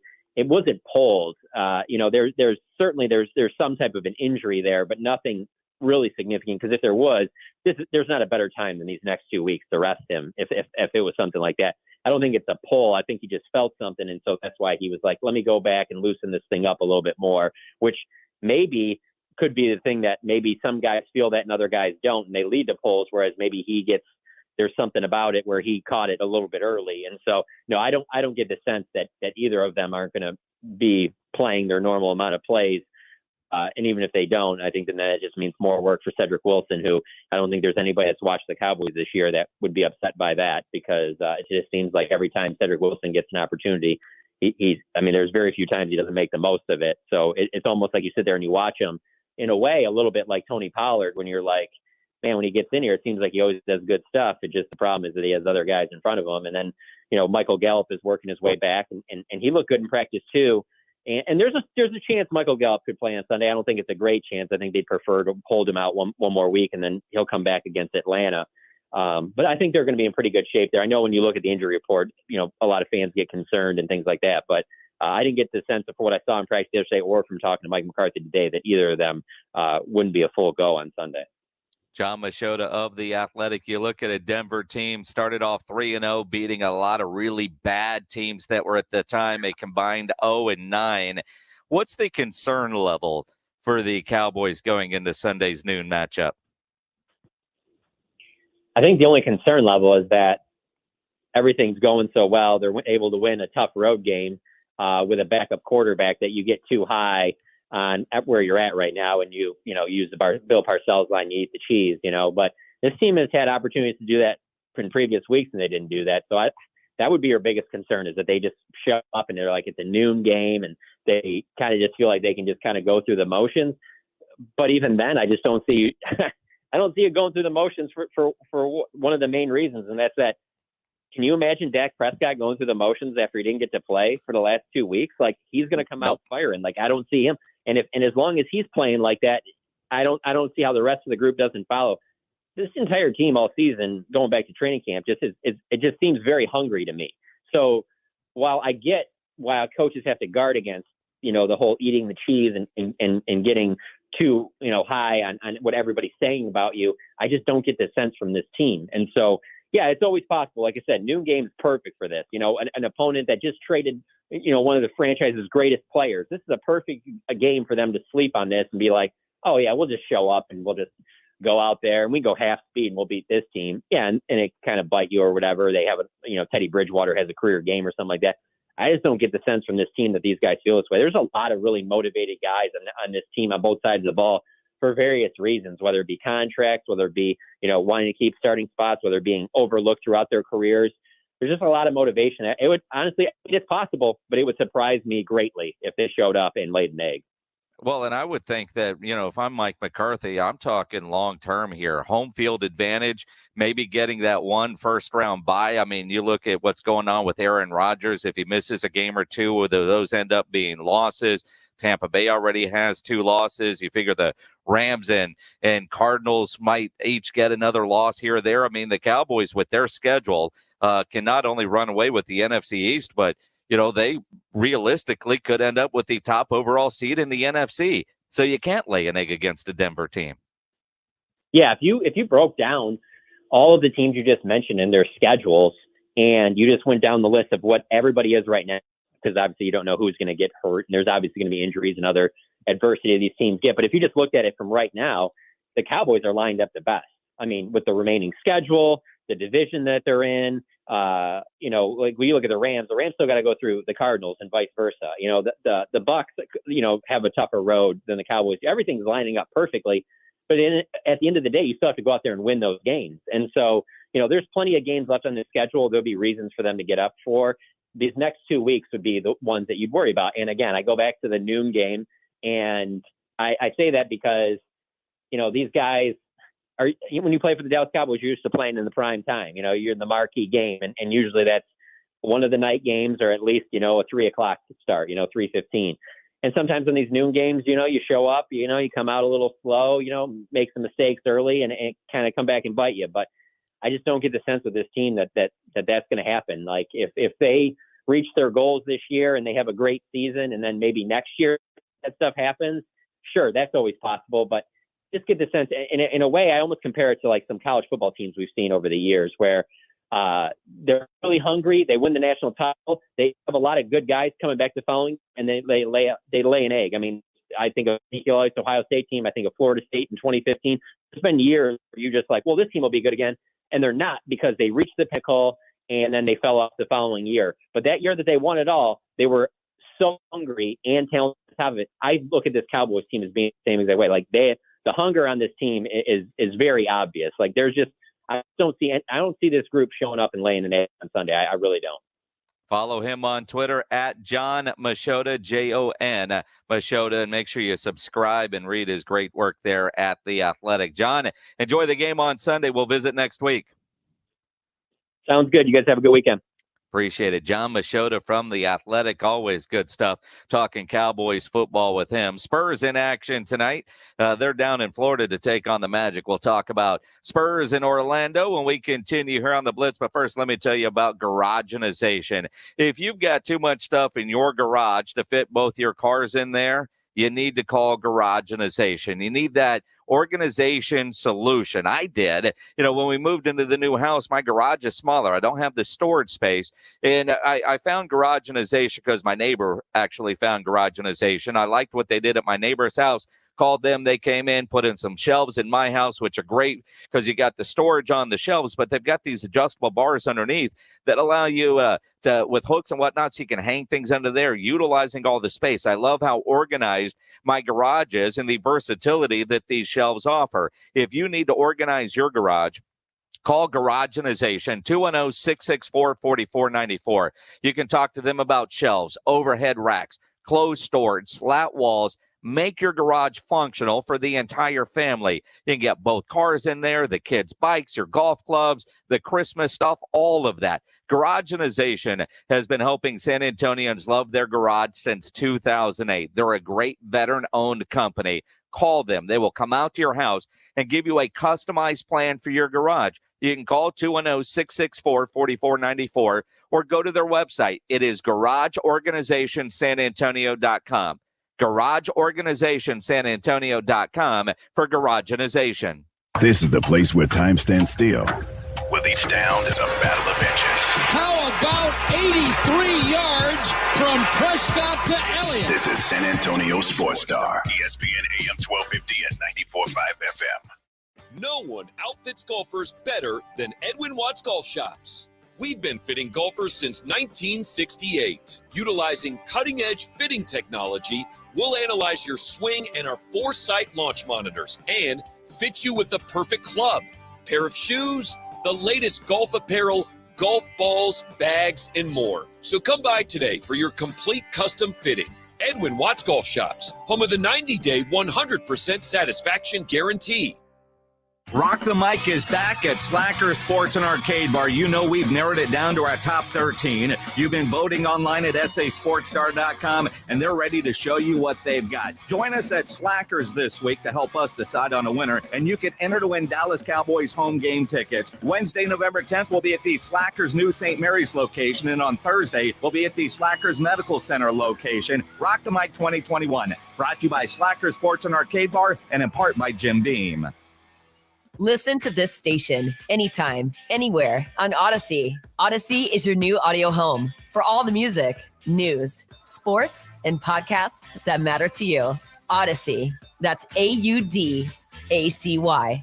Injuries happen, so if you twist, pull, pop, or snap something, you need Dr. David Espinosa at TSAOG Orthopedics. Dr. Espinosa treats all non-surgical orthopedic injuries and has same-day and next-day availability. Telemedicine services are also available. There is no reason to be in pain. If you are hurting, visit Dr. David Espinosa at TSAOG Orthopedics. Learn more at TSAOG.com. That's TSAOG.com, or schedule your appointment by calling 210-804-5490.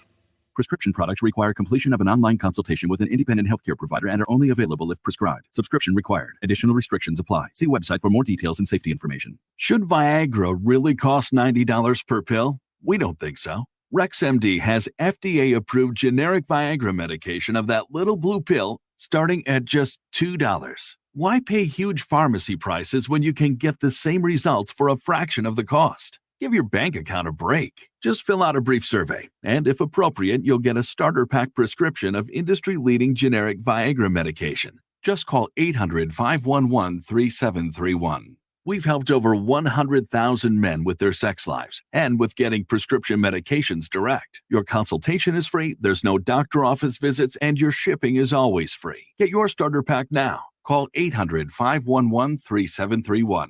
That's 800-511-3731. Again, 800-511-3731. There's never any FOMO with the iHeartRadio app. You won't ever have to miss out on your favorite shows and contests with this radio station again. Radio 24/7, 365. We're here when you want us. Stay connected and listen anywhere when you download the free iHeartRadio app. The Dallas Cowboys. I'm an outlaw. The Denver Broncos. It's going to be a knuckle buster. Catch all the action Sunday starting at noon. Sponsored by AA Best Bail Bonds and Ewald Kubota, San Antonio Sports Star, ESPN 1250 and 94.5 FM. This is Rob Thompson on your home for Dallas Cowboys football. San Antonio Sports Star, ESPN 1250 and 94.5 FM. San Antonio Spurs in action tonight. They have the Orlando Magic. Time for game night, San Antonio. This is Manu Ginobili. This is Matt Bonner. Hi, this is DeJounte Murray. This is Keldon Johnson from the San Antonio Spurs. This is San Antonio Sports Star. It's game night, San Antonio. And the game gets underway in just a couple of minutes. 6 o'clock, they're playing on the road down in Florida against the Orlando Magic. The Spurs have lost, 6 of their last 7 games. But they got Orlando tonight. One of the Spurs' 2 wins came against the Orlando Tragic on opening night. The Spurs blew them out. On our YouTube channel, Prince Obi-Wan says Spurs season is over. Let's talk Austin Spurs. Stop. We'd actually get to see Josh Primo in that instance. Okay. I will care about Josh Primo when it says San Antonio on his jersey and not Austin. Although, talk to me in January. We might start talking more about the Austin Spurs coming up in January because, but it's interesting because I know I've gotten frustrated a couple of times watching the Spurs lose games they should win. I like what I'm seeing out of Devin Vassell. I like what I'm seeing out of DeJounte Murray. I've been disappointed with what I've seen out of Keldon Johnson because I think that's the guy that the Spurs are going to build around. That is the centerpiece. The guy said all offseason the only untradeable guy is Keldon Johnson. Yet he hasn't delivered in any consistency yet this year. I think it will come around for Keldon Johnson. We will see that. We know what he's capable of doing. And I'm a big Keldon fan, but to this point. I thought he would be the leader of this team, and it's clearly been DeJounte. The good news for the Spurs is Orlando is worse. They are 2-7 on the season. They've been in rebuild mode since Shaq left, and they never seem to get out of it. And I look at tonight's game, and I know Orlando likes taking a bunch of threes, which is good because with no Jakob Poeltl, Drew Eubanks and Thad Young will try to make up the difference with size down low. But I think the way Orlando plays, it's guarding the three. It's getting the turnovers, transition D. That is what the San Antonio Spurs are going to have to do tonight to get a win. And look, they're not going to be good this year. We know that. I got them at 35 wins. You can't lose to an Orlando team. You just can't lose to Orlando. I think I said that about Indiana. And I may have said that about Dallas. But I really mean it when I say that about the Orlando Magic and the game tonight, which gets underway just a couple of minutes. If you're near TV, it's on Bally Sports Southwest, but probably not going to be a great basketball game because you got two bad teams going at it, and generally two bad teams turns into a pretty good football game. Pledge, you've been telling me for about an hour we got to give stuff away. What do we have to give away? Well, I have got a family 4-pack of tickets to go to the Corny Maze, and I have a pair of Fandango codes to go see the new movie Eternals. Let's give away the Corny Maze tickets at Traders Village. And if you want to go to Corny Maze, you want to take the family out there, it's going to be a spectacular weekend to go get lost in the Corn Maze. You caller number 9 right now, 656-ESPN, 656-3776, caller number 9. You're going to get those tickets to Corny Maze. Big weekend in the NFL. Lots of games that are very interesting, some because of who's not playing, some because who is. And if you're playing any kind of fantasy football, you need to be playing at UnderdogFantasy.com. It is the best new place to play fantasy sports online. And they've got daily and season-long fantasy sports in the NFL Pick'em game where you can pick any 2 to 5 player props, parlay them together, and you can win up to 20 times on your entry in one night. Sign up today with promo code RADIO. Make your first deposit, and you can receive a free $25 in bonus cash. Go to UnderdogFantasy.com or find them in the App Store. Register, promo code RADIO. Get $25 cash for free with your first deposit. Terms and conditions do apply. Download the app today. Start playing today. Just use promo code RADIO at sign up. Again, the Pick'em is a lot of fun.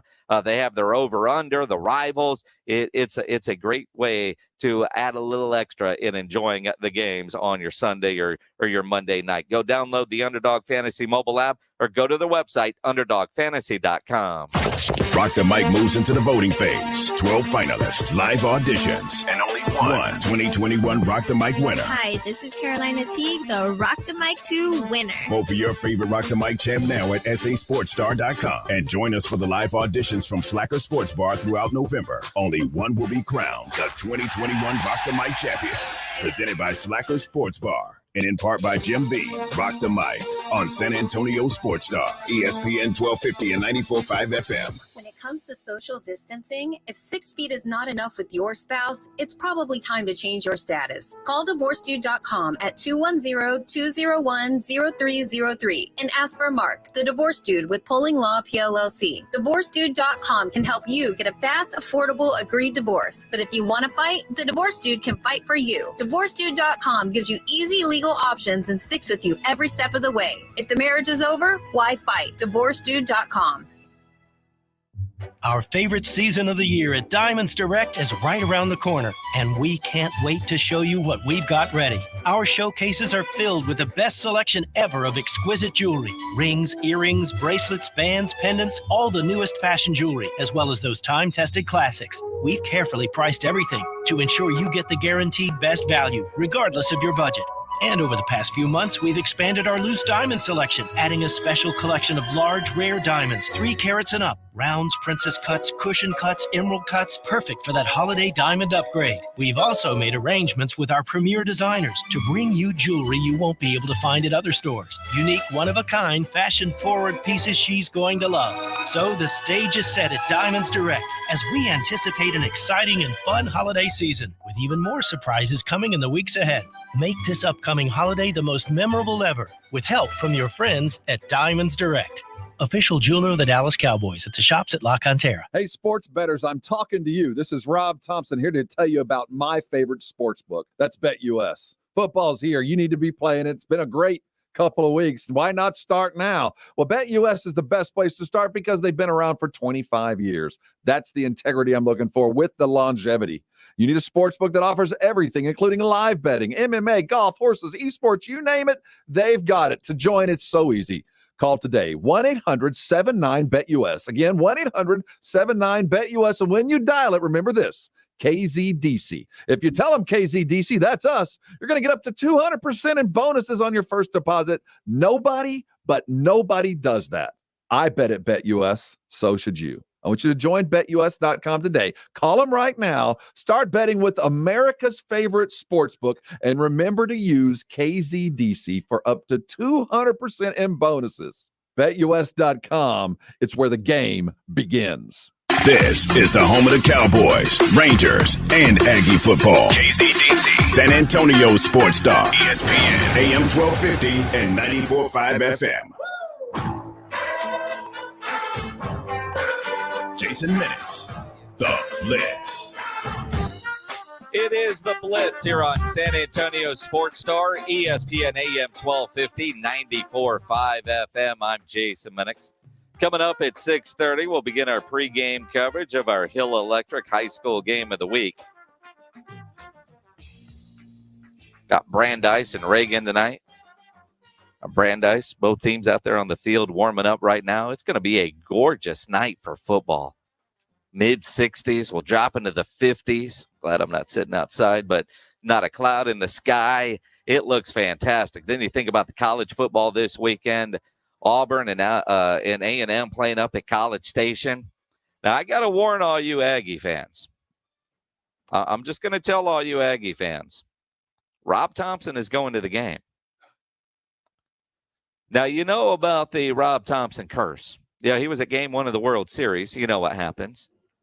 He went on the road trip for the A&M game against Colorado when starting quarterback Haynes King got hurt.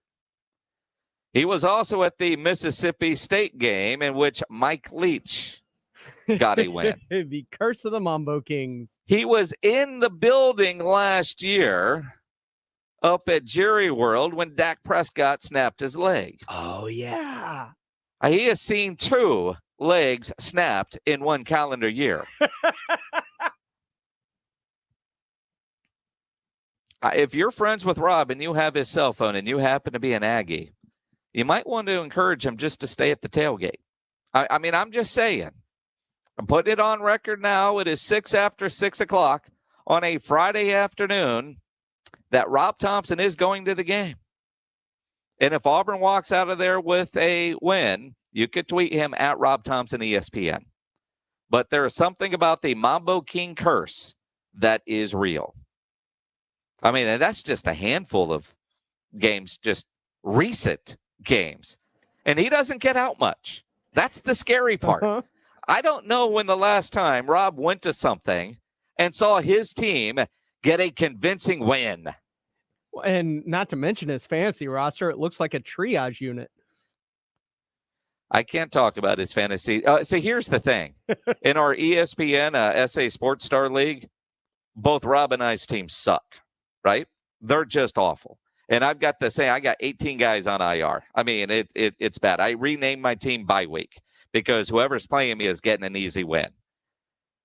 But in our money league, because Rob and I both play in this media league with a bunch of guys over at Channel 5, Big Money League, Rob is actually in first place and I'm in second place. So I think when there's some cash involved, we put a little bit more effort in to the fantasy football. In this league, I think Rob and I are just letting you kids win. You know, we got guys that want to call themselves fantasy gods in there. So, you know, you make them feel good. And there's no money involved. So who the hell really cares? But speaking of Rob Thompson, who is going to the A&M game tomorrow. Not sure if that's good or bad for you Aggie fans, but we'll know tomorrow about 6 o'clock. About this time tomorrow, you'll know if it's Rob's fault. He did have Mike McCarthy on R&R this morning, Rob Thompson and Rudy J, as they do every Friday morning, brought to you by AA Best Bail Bonds.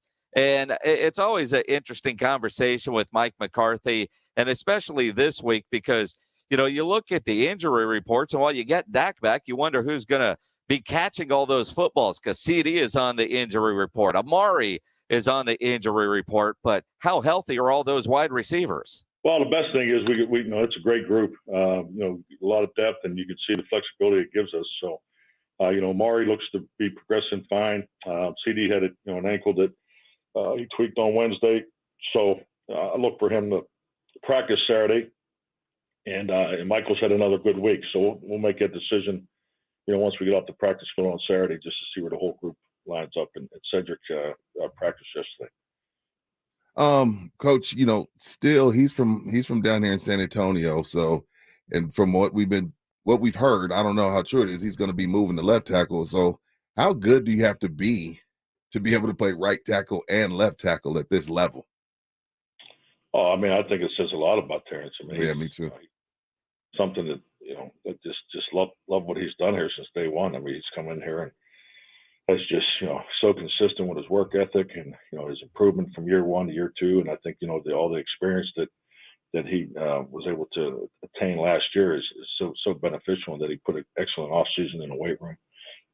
He's playing well. So, and, I think when you look in combination with practice reps, he's been on the left side more throughout training camp, and where else he's been exclusively more right-handed. So, and that's what we're going with. But yes, the flexibility speaks volumes about Terrence.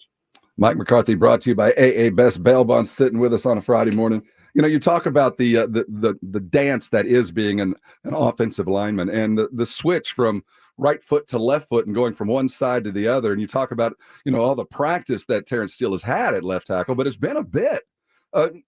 What in a week, how do you go the photo negative and switch things from a right foot to a left foot thing? It's like, it seems absolutely almost impossible to do, to form in with the choreography of the rest of the guys. So what do you do extra to get these guys kind of on the same rhythm? Well, I mean, we do a lot of walkthroughs here. Our meetings, particularly, where we are as a team. So our meetings are quicker, more efficient, and we spend a lot of time walking through. The offense and defense both have multiple walkthroughs. So we have a walkthrough before practice. We have a second one after practice. So we're getting out there on the field practically three times a day. I'm talking more Wednesday and Thursday, or twice on Friday. So you keep working them sets and working that footwork, and I agree with you. I mean, it's a big change to doing the flow of the week, but we feel confident with the lineup. Good news.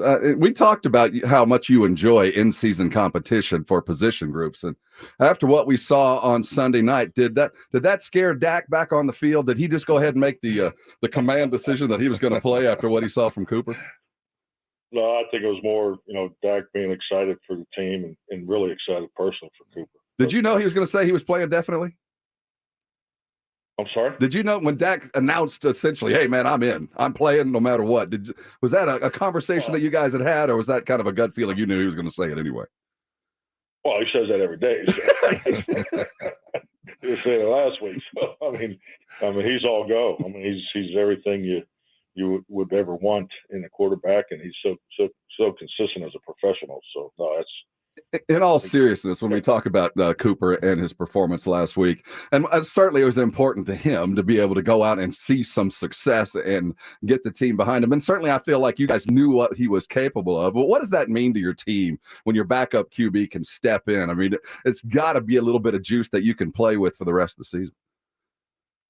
Definitely. I mean, I'm excited for Cooper personally, and just, he was ready for his opportunity and delivered. And I think that the team, Dak all the way through, just the confidence that we have in him. And, this is the man we get to see every day. So, right. His preparation and the way he goes about it. So, I mean, it's, none of us were surprised. It was just more that we knew we were going into a tough environment, and everybody needed to, do their job and do their role. And Cooper did an excellent job of that. Coach, I want to talk about bye weeks. We don't have to go into the details of it, but the situation with Henry Ruggs, I want to know, as far as you as a head coach, when you're going into the bye week, is that one of the things where you talk to the team about the bye week and like, hey, let's stay on track? Or is it one of those things where like, hey, y'all are grown men, you know what you're supposed to do and not to do, and you don't have to discuss it? Well, it's discussed, and we're all grown men, but I'm 57 years old. I have children. I have a 30-year-old daughter. Mm-hmm. So I have children that the same ages of the men I have the opportunity to coach. So I talk about the drive home from the airport. Because we come home. We have a lot of night games, late games. The national presence that we have. So there's a half a dozen times a year that we get home. 1, 2, 3 in the morning. So I worry about the drive home, and I think that's the parent in all of us. And it's definitely on your mind. You don't want to see anybody be in that situation. And obviously you look at the tragedy of involved with the families that you lose a loved one. So it's something that it's always a reminder that's at the forefront of your thinking. Mike McCarthy joining us as he does every Friday, brought to you by AA Best Bail Bonds here on the Star. When you come into a week like this, and your Fridays are kind of a marking time, and tomorrow you guys do like a walk through kind of game kind of situation. Is that your typical schedule? Today is what we call it a mock game today. Oh, it's today. So, today is the mock game, and then we do the rest recovery after we're finished today. So it's a 2-hour block that is just focused on the recovery of the players. But tomorrow is it's more of our dress rehearsal. So we meet and walk through all the first thoughts and first 15 plays one more time. We put them in today actually, but our practice tomorrow it's an hour practice, full speed. No collisions in space, and it's more of a track and field mindset to where you launch your neurological clocking and get the players ready, and you got to do it probably within 28 to 36 hours before a contest. So it's a little more practice. It's not a walkthrough practice. It's the guys are going full speed, timing, and we're operating probably close to 90% of their speed numbers and so forth. Neurological clock. I like that. I like that. Mine runs a little slow. I'm curious. The reason I ask is, when do you make the decision, and why do you make the decision to change like your team captain on defense? I've seen where you might be switching green dots, and I know that's not uncommon, but I'm curious, when you decide that, why do you decide it? Why does it change, and when do you implement that? Well, the green dot and the captains are two different things. Oh, I'm sorry. These are weekly captains. Yeah. You talking about the green dot or the captains? Both. The captains are consistent, I know, but the green dot kind of changes. Why is that? Well, the green dot is who's the number one communicator out there, who has the helmet that you can talk to, so with the speakers in it, and based on how you think the game's going to go, there's personnel groups that you anticipate. You need to have more than one person ready, so there's a rotation of 3 that are that are available each and every week. So and J-Ron did a great job last week, and and Micah will still be part of the rotation, but definitely took some responsibility off his plate, which he definitely benefited from, and he had his best week of preparation, and which excited to see him turn it into a hell of a performance. What can you tell us about Denver, Coach? I know Teddy's pretty good when he doesn't turn the ball over, not so much when he does. I guess that's for every team, but what can you tell us about Denver coming into Sunday, Coach? I tell you what, talented football team, which you say everybody, every week, every team has talent. They got a unique, perimeter group on offense, and it's just like anything with these AFC games. It's an uncommon opponent. We haven't played these guys in quite some time, so you spend a lot more time on video in these kind of games just to make sure you know your opponent. But it's more of a West Coast offense, principles. With Pat Shermer and Vic Fangio he runs the defense, so the defense is very similar to the group in LA, the Chargers that we played earlier in the year. So it's going to be a tough, hard-fought game. It always is, and you got to be patient against this defense where they play, and there's always a pressure alert. Special teams are good. They got some good linebacker types who can really run. So this is a talented group that's getting to a point in the season where definitely their sense of urgency, and it's going to be high, and we got to expect the unexpected.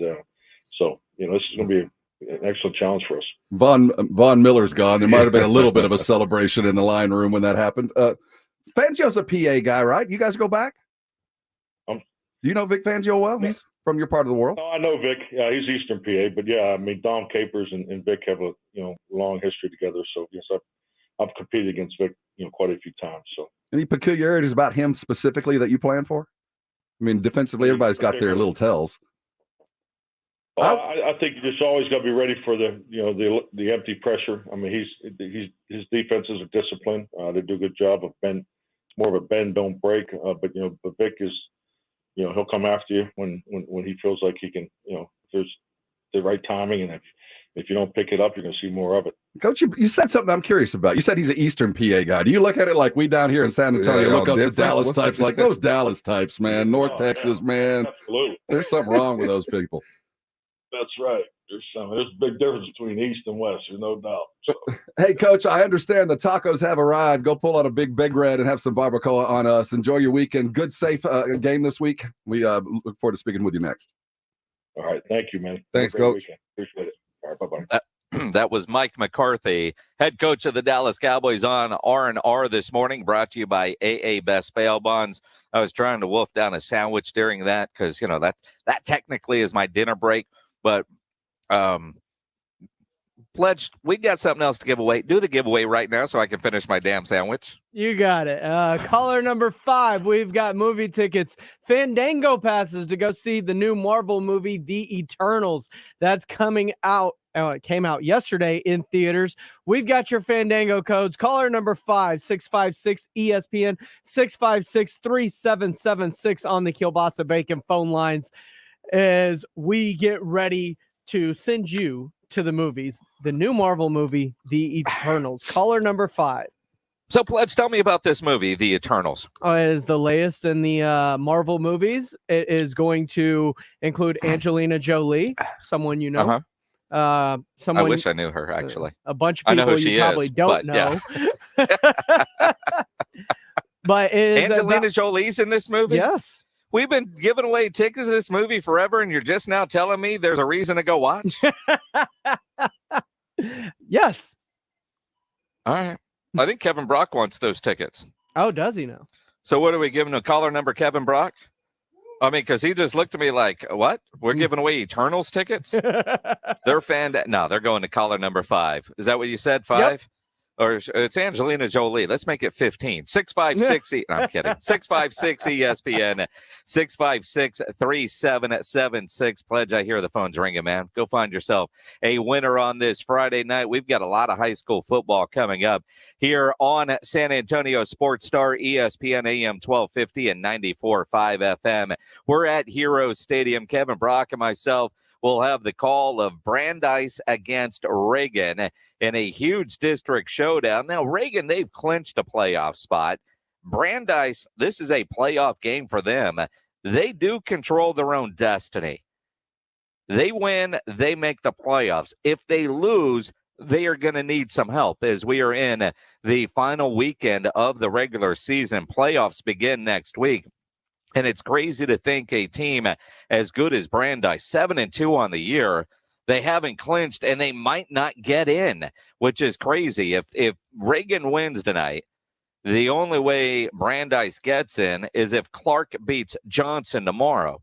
And I don't know why they scheduled a Saturday afternoon game on the final week of the season, because coaches, they're creatures of habit. And, Johnson wins that game, or if Clark makes the playoffs, they're going to end up having to play Friday night in the first round of the playoffs on a short week, which seems kind of weird to me. But you got matchups like that all over San Antonio when you think about all the different games tonight that have playoff implications, that, there are teams out there battling for their playoff lives, some that control their own destiny, some that certainly need some help. And it's also going to be a strange postseason that does not include the Judson Rockets. Of course, they were eliminated a long time ago from the playoffs, but it is just kind of weird to look around and you go, Judson is not going to be a playoff team this year. Lots of great matchups this week. Obviously, throughout the evening here during the Brandeis-Reagan game, we will keep you updated on scores from around the San Antonio area, but you don't have to wait for me or Pledge to give you that update. You can always go to 210varsity.com and update and check the scores on there for those updates at 210varsity.com. But It's going to be a glorious night for football. The weather is spectacular. And if you're from Brandeis or you're Reagan, you're coming over here to Hero Stadium, the parking lot is going to get nuts in a little bit because across the street, you've got San Antonio FC hosting a playoff game against the San Diego FC team or whatever. They call themselves the Loyals. But you got playoff soccer across the street with San Antonio FC. So it's interesting because you see some tailgating and you go, oh, man, there's tailgating at a high school game? No, that's for the soccer game that's going on. But at least the food trucks are here. You know, I was wolfing down a sandwich, and then I see Cisco. He goes down and he gets some shrimp and catfish from the Basie's food truck that's down there. And no, he did not say, hey, Minix, you hungry? Hey, Brock, are you hungry? He just, and again, he's been mad all week because he's a Minnesota Vikings fan.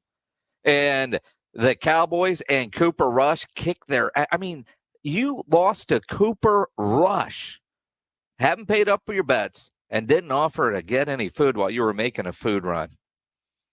Cisco Kid. Man, that's just brutal. We have high school football coming up here on San Antonio Sports Star. Reagan against Brandeis this weekend. We've got some college football for you here tomorrow on San Antonio Sports Star. The Aggies Auburn game will be over on AM 550 KTSA and 107.1 FM. Then on Sunday, you can hear the Cowboys and Broncos here on San Antonio Sports Star. Kickoff is at noon. Cowboys football brought to you by AA Best Bail Bonds and Ewald Kubota. When we come back, we'll have the pregame show for our Hill Electric High School Game of the Week here on San Antonio Sports Star, ESPN AM 1250 and 94.5 FM. Ladies and gentlemen, the weekend. Hey, San Antonio Sports Star listeners, this is Michael Kielbasa with Kielbasa Smoked Meats. Thanks to fans like you, you can now buy Kielbasa products just about everywhere. We hope you continue